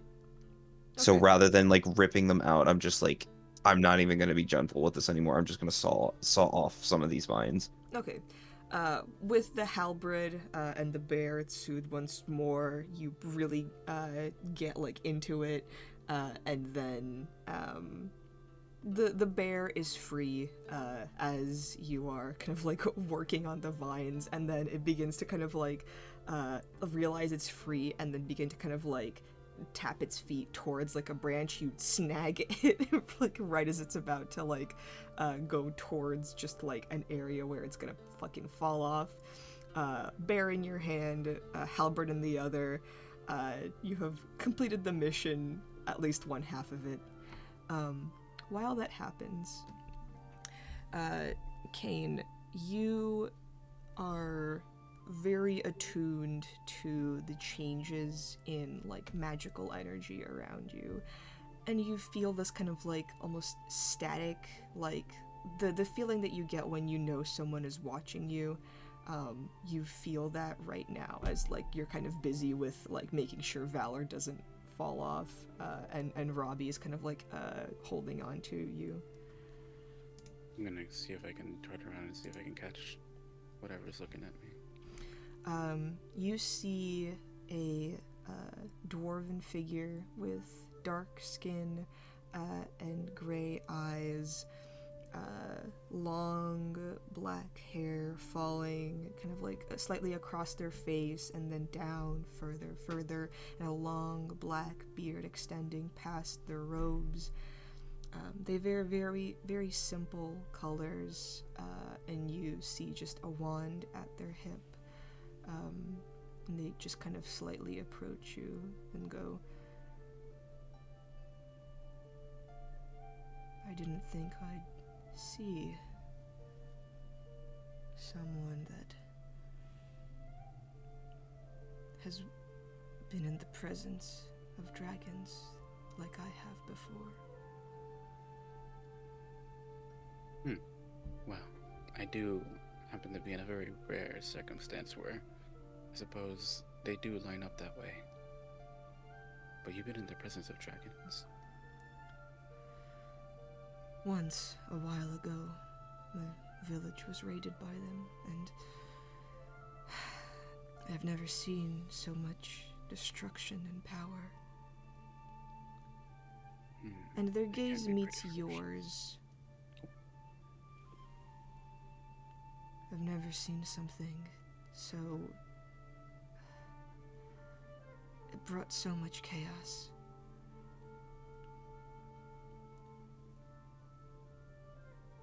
Did you fight on the front lines? Yes, I did. I fought on both front lines, really. One could say. Make a persuasion check. Okay.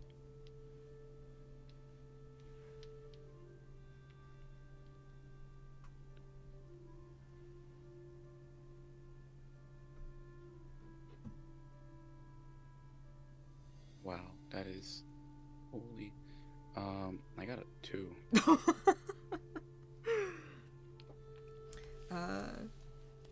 You see, they nod and go, I see. Well, then let us hope we can speak once more when, their eyes just look over at the giant metal man in a tree with a bear, and then look back to you. Perhaps we can converse at a later time. Sorry, can I have your name, please? Alwith. Ah, you are Alwith. My name is Kane. It's a pleasure to meet you, Alwith. You as well. Looks over at Robbie and just kind of goes, shh. And you see Robbie just kind of like goes into a little bit of a daze and stumbles against your leg. Catch him. As you catch him and then look back up at the dwarf, they're gone. Valor, you have the bear, you have your halberd. What do you do? How are you getting back? Put the halberd back on my Okay, back, uh-huh. so I have at least one arm. I still have the vine. I am going to... I'm going to look in Kane's direction. I meet their gaze. I am going to try and swing back. However, I would like you to be prepared if that is not successful. You're swinging back on the vine that's connected to the thing I wrapped around it, right? Mhm. Okay. Kane's like, so I don't have to do anything. I'm just telling him, be prepared in case like catastrophic failure occurs. Oh, trust me, Valor. I'll be prepared. Valor, make an athletics check with advantage as you swing back. Thank God. You make it back safely to the platform. Can I do something? Yeah, okay. Sorry. You go ahead. As I see that he jumps off and is ready to make it back, can I quickly go ahead and pull out a small dagger and cut the vine?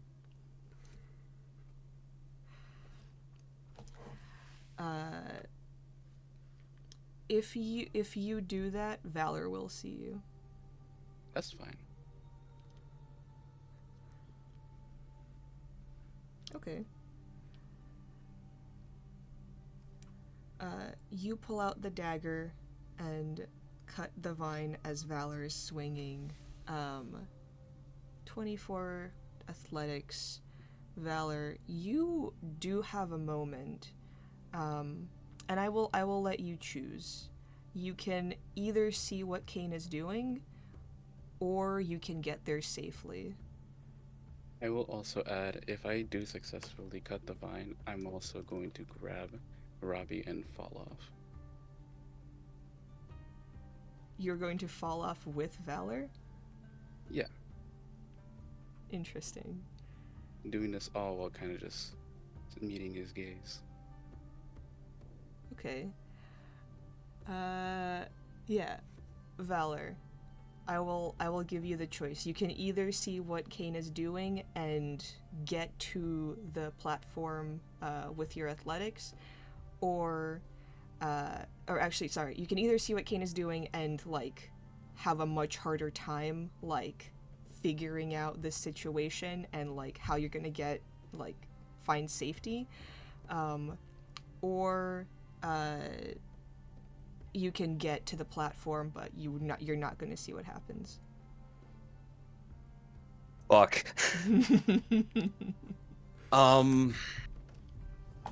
I will take the risk to see what happens. Okay. Because if I can't get there safely, I do have one thing I can do to get at least one thing there safely. All right, hold on. So, Kane, you take out your dagger, cut the vine, grab Robbie, and fall off. Valor, you see this happen, and you are both in free fall. Both of you give me initiative rolls, please, to see who acts first.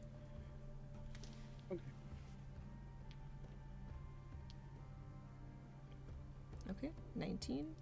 I got a 15. 50.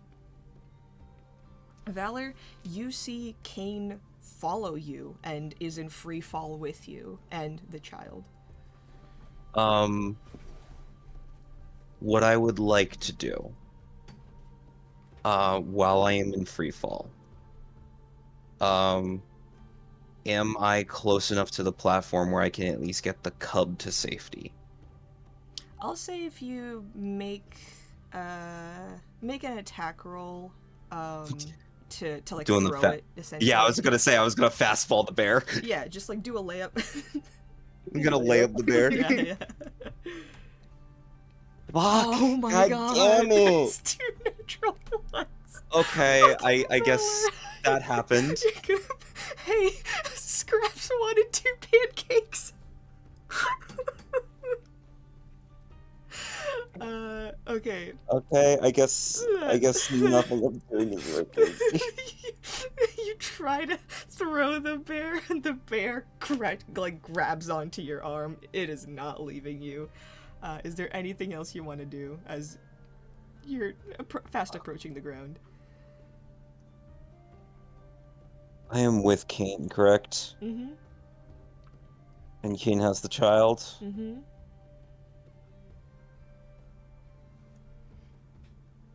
I'm going to try to, in a way, use my halberd to hook onto Kane. And use myself to cushion the fall for the child. If you do that, you would be cushioning the fall for Kane as well. I am aware of this. Okay. With your halberd, you pull Kane and the child into your body and kind of wrap your arms around them. A metallic suit of armor is not a great cushion, but you are made to protect the people, so I'd say there is like a little bit of some sort of like protective like thing for you that like won't kill them outright is the best I can do for you. Okay. You said it's raining. The rain has like settled, but the ground is still very much wet and muddy. Okay. Okay.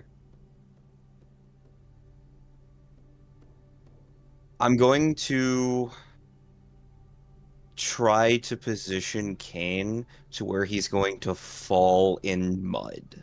Like, very steep mud.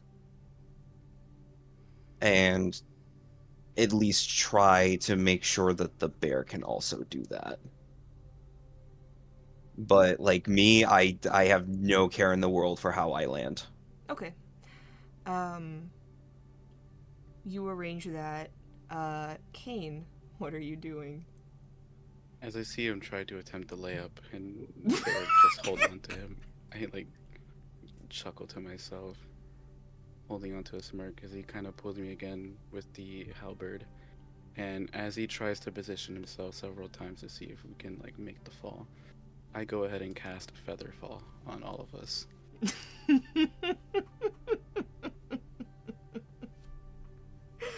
And A you little snap of the fingers. land safely down into the mud.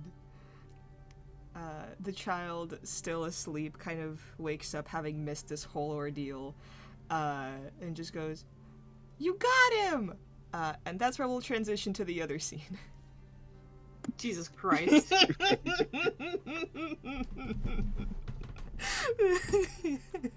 Had me and Riki collectively shitting our pants. I was ready to fucking die. I was like, he's cooking something, but I can't fucking figure out what. It's horrifying. Like he's cooking, but I can't see through the smoke. He's cooking, but I don't know what the recipe is. He's cooking, but the fucking kitchen's on fire. I was like, Jesus Christ, like, this is the session where, like, one of them dies and they haven't even reached level 3. Whoa. Oh, God. I go to the bathroom and I come back to an assassination attempt. What the frick? I'm just saving a bear. Let him go. I love how, like, the go. music changed right at the moment. No, that was iconic. Oh, Scripted. God. Yeah, guys, can you like make it less obvious that this is scripted? This you know, we're trying to have like a theme here. All right, well that whole shebang is happening. Let's see if we can kill a character on this side. Yeah. Scraps, who would you like to eat first?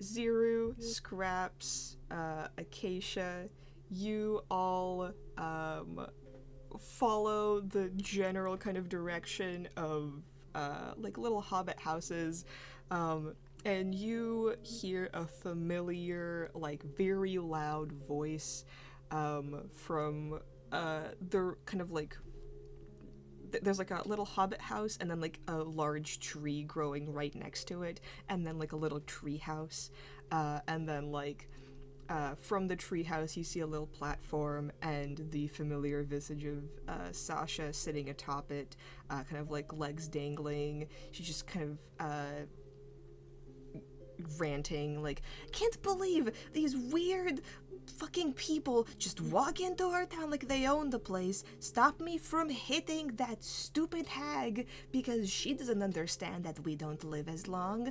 Ugh, I could just, and you see like a satyr next to her, just kind of goes, well, maybe we should count to 10 and maybe like relax, and then you see like another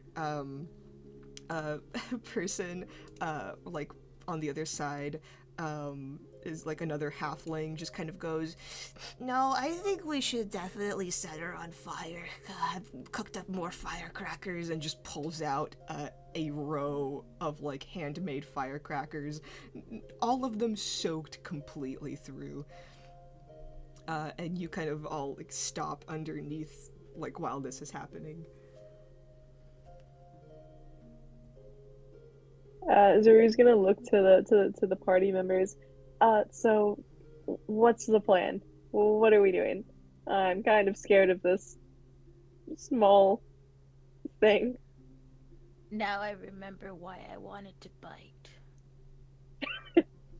The more I hear them talk, the more I think they're deserving of a bite, but I think we might get in big trouble if we bite them. There was like a big grin appearing and it disappears as soon as you say the second part of the sentence. Remember, if they bite first, go crazy. First bite. First questions later. Okay.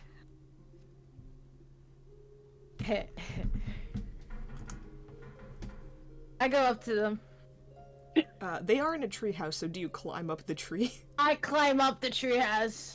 Okay, they notice you do that. And I knock on the door. You step up the treehouse. They scream, intruder! And run inside the house as you, already at their front door, start knocking. Ding, ding, ding, ding, ding, ding, ding, ding.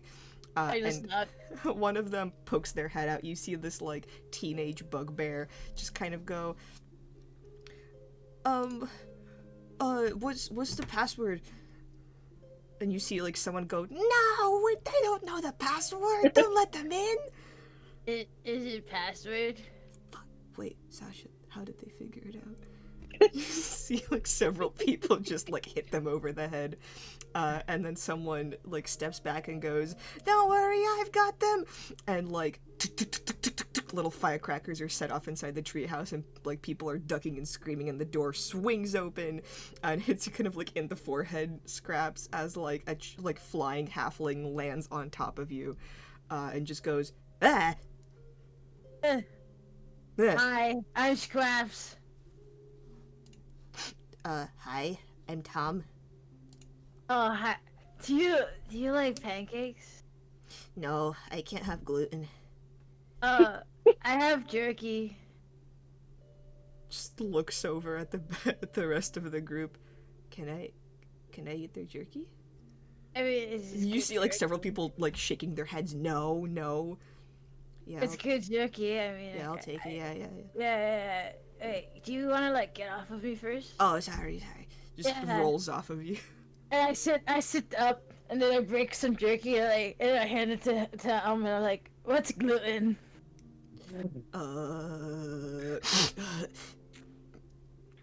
You see Sasha, like, takes out this, like, baseball bat and points it at you and goes, hey, Hi. this is our treehouse, and you have no right to be here. Are you Actually, trying this to is the bite? ground. No, it's Yeah, a treehouse. No, This is actually the ground because no, I it's fell, not. and then you're... No, this is fell. our land. No, get down. No, but you see the door swung open and it hit me. I mean, I guess. And then Tom found me and now we're on the ground. So this is the ground, not your clubhouse. No, this is the ground around our treehouse. So you're not Okay, allowed to but be like, there. this is public area, and technically this belongs to the people, not you. It doesn't belong to you. You're not part of our tribe. You're not part of the people that live here. Cool. Yeah, but like I'm visiting, and this is Tom. And would you like some jerky?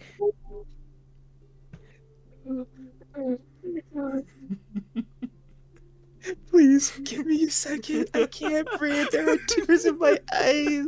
I Why are you can't. crying? Do Zero and Acacia Yeah. just let this play out? Because if they do, Yeah, pretty Oh, much. yeah. Yeah, I mean, Scraps has it handled, like, shit. Acacia really doesn't know what to say here, so she's just kind of standing in the background with her hands up, like in a peace gesture. Not like a peace sign, but you know. Why are you so mad? Why are you crying? It's so because that's Because- stupid, because- stupid Verona. She's going to let the tree die, and I'm going to die before I get to see it healed. And everybody in the village is okay with it, and everybody's telling me that I should be okay and just calm down, but I can't. I have so much anger in me. You don't have to calm down. You're allowed to feel feelings. You can be angry. Well, I am at you Okay. and that stupid woman and everybody in the village who's telling me that Ugh. Yeah? Okay. We have a way to save the tree, and they're telling us that it's too dangerous, but they have people that... Ugh. Wait, before, can you tell me how you could save the tree? We found a ritual in the library in the ancient scrolls. Duh. Oh, what? And duh? I thought you found it in the library. They roll their eyes and just go, see, this is why you're not making the decisions. Yeah, I know. I'm not from this tribe. You just said this. Why would I Exactly. make So why are decisions? you here? Why are you interrogating me when you tried to attack me before? I'm not interrogating you. I'm just asking you why you're so angry because you seem so angry. Because you know, my your tree face is dying.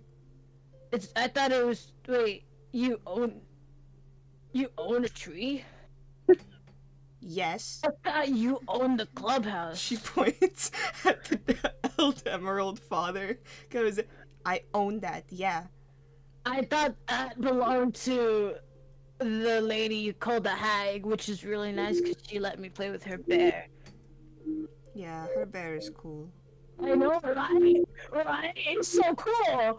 Like, we were like wrestling and it was really cool. She never let me wrestle with the bear. Oh, maybe it's because, like, you know, you yell at her.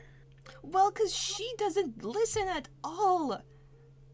Well, maybe it's just two, like, different, like, you know, ways of seeing things, you know? Yeah, but she doesn't Yelling- even try to see from my perspective. I don't live as long as she does. When the tree heals or whatever, I'm going to be like 70. That's basically already dead. Yeah, but, like, she can't just, like, I don't know. Like, I guess she has better, I don't know, she has reasons to do what she's gotta do. Not the whole world revolves around you, buddy. Well, she doesn't even attempt to hear me out. She just turns down all of my ideas, and I'm trying to work this out with the village, and none of them are listening to me and saying I'm too young, but I'm a druid, and I can tell that the tree is hurting and dying, and the plants and animals are inside of it are hurting, and we can fix it, but they're not even... Have you tried saying all this without yelling? Yes. Okay, that's hard to believe, but okay. She like scowls at you and just goes, if you came here just to insult me, then you can leave. Oh, no. So, I'm not gonna leave. I'm here because Tom bumped into me and I was just gonna knock into the door, so. Why were you gonna knock on the door? What do you want from us? First, I wanna see why you were so mad. Secondly, I wanna see if you're okay. Third, I look over at the rest of my crew. Why are you here?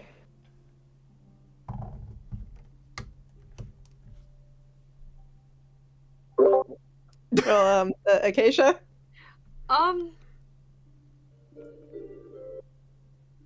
Well, so I promised I wouldn't bite, so...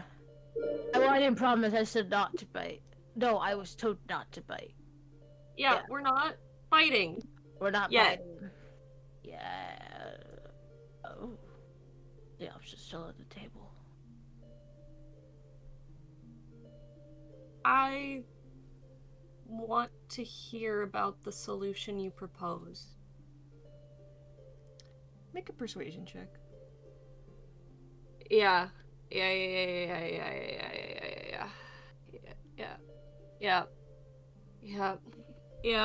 That's a total of 10. 10. She looks at you and just kind of straightens out a little bit, kind of like holds the baseball bat. And you see, very much like a punk teenager, has like kind of like dyed blonde hair and like weird little like mascara like under and around their eyes, and is dressed like fairly androgynously and is trying to like look a little tough. And you see like little bits of spores kind of like growing around their like face. Very much still like a teenager, and like the rest of their friends are still like rather young as well. You notice the bugbear just kind of walk over and go, "Yeah, maybe we should just tell them what's going on, you know. If they don't believe us, then they won't believe us, you know. What's new there?" And Sasha just kind of goes, "Fine." Long ago, before the war, our people would keep the Emerald Father alive through a series of rituals happening every, century or so. We would enter the tree and then perform the ritual around the center of it, this place of spiritual power, and through it heal. Essentially, like, we would make time go by faster for the tree. Like, it would naturally heal itself, but we would just accelerate the healing.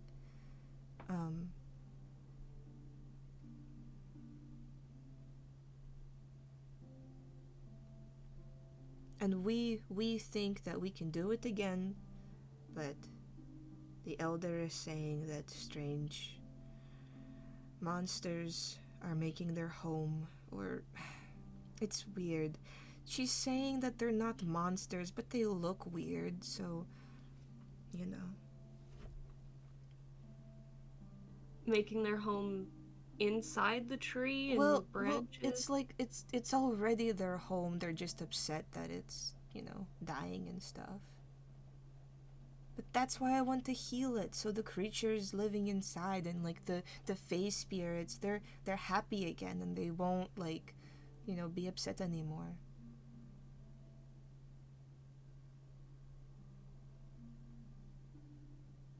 I mean, that doesn't sound unreasonable to me. Do you know if it's, are they worried that it's dangerous to the tree or it's dangerous to you? Both, I guess. I mean, my friends and I, we're not great at fighting, and we also have to do the ritual, but they're not even entertaining the idea.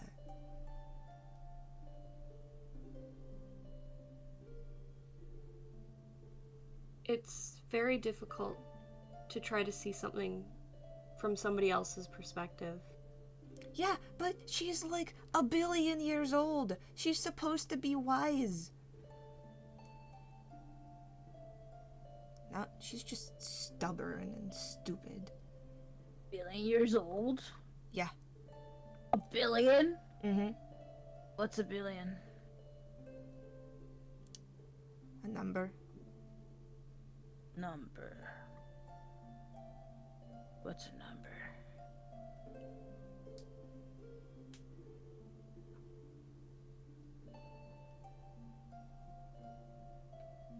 I don't know how to explain that to you. It's like the things you like Zuru kind of holds up his fingers, like 1, 2, like those are numbers. 4 pancakes. I got it. Yeah. Eh.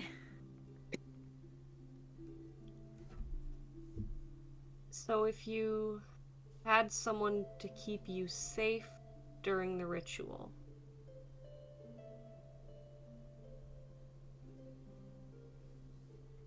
I don't know if they would even listen to that.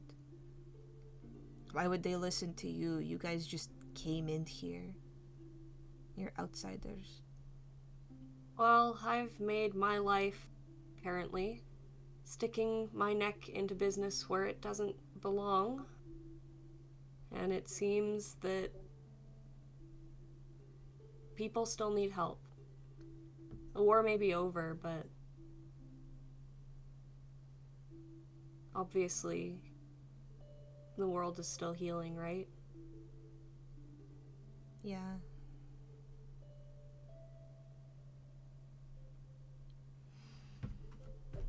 I don't know.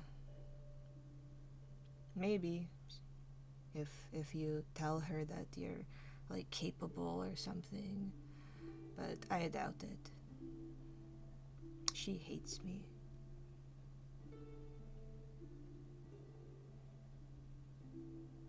There,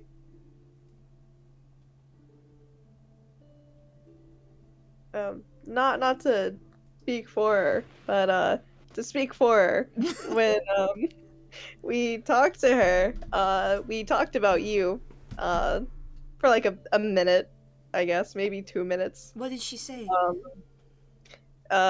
She was like, she doesn't hate you. I feel like she hates some things, and you weren't one of them. So I think that's fine. But she was like, yeah, Sasha's just young. But I don't think that's something she was holding against you. I got a similar impression. I don't think she hates you. I think she thinks. My impression was she thinks that you're acting.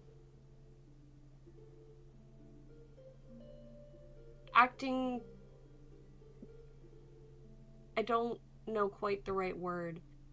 You're doing things in a different way than she would, and I think that's frustrating for her.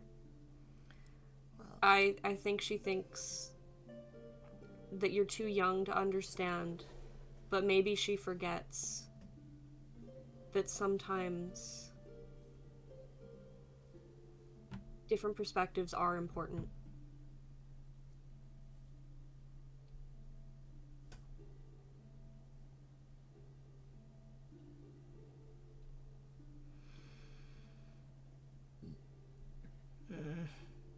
I think you could learn from each other, actually. no.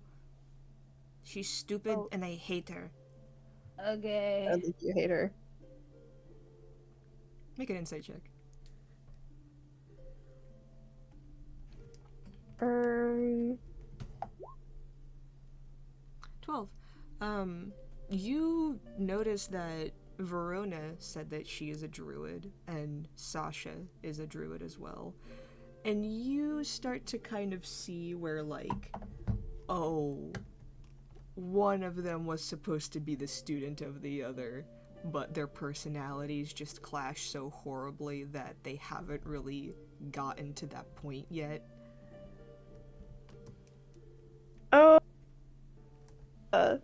that's so sad.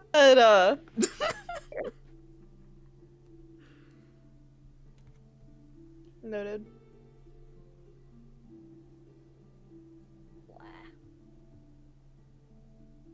Here. Come inside and then you'll probably have a better time talking to her if I guess you have like at least one elder on your side. Cause those other two, they don't care. Like the Lazar and Adris, they just do what Verona tells them to do and they just follow in her footsteps. But my grandpa, he kind of thinks for himself. He should be getting home right about now, and like leads you inside of their cottage. They live in your clubhouse. No, and she points to like the little hobbit hole that Oh. like is the actual house. Oh.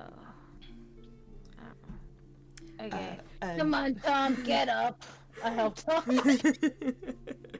As you all kind of like gather inside in this like quaint little home, a lot of you do have to like kneel a little bit and kind of like bow your head because like it's not made for large people. Though you do see that like the bugbear friend is also like just used to this and is like walking over to a chair made specifically for them since they like seem to be over all the time. And Sasha goes, do you want things to drink? Yeah, that sounds great. Okay. Just brings over like mismatched cups of water. My grandpa should be getting home soon, and he's one of the elders, so perhaps you can talk to him. And as the door opens, you see the old man that you ran by on the road walk inside. And that's where we'll end the session. Oh my god. Consequences. So funny. Net.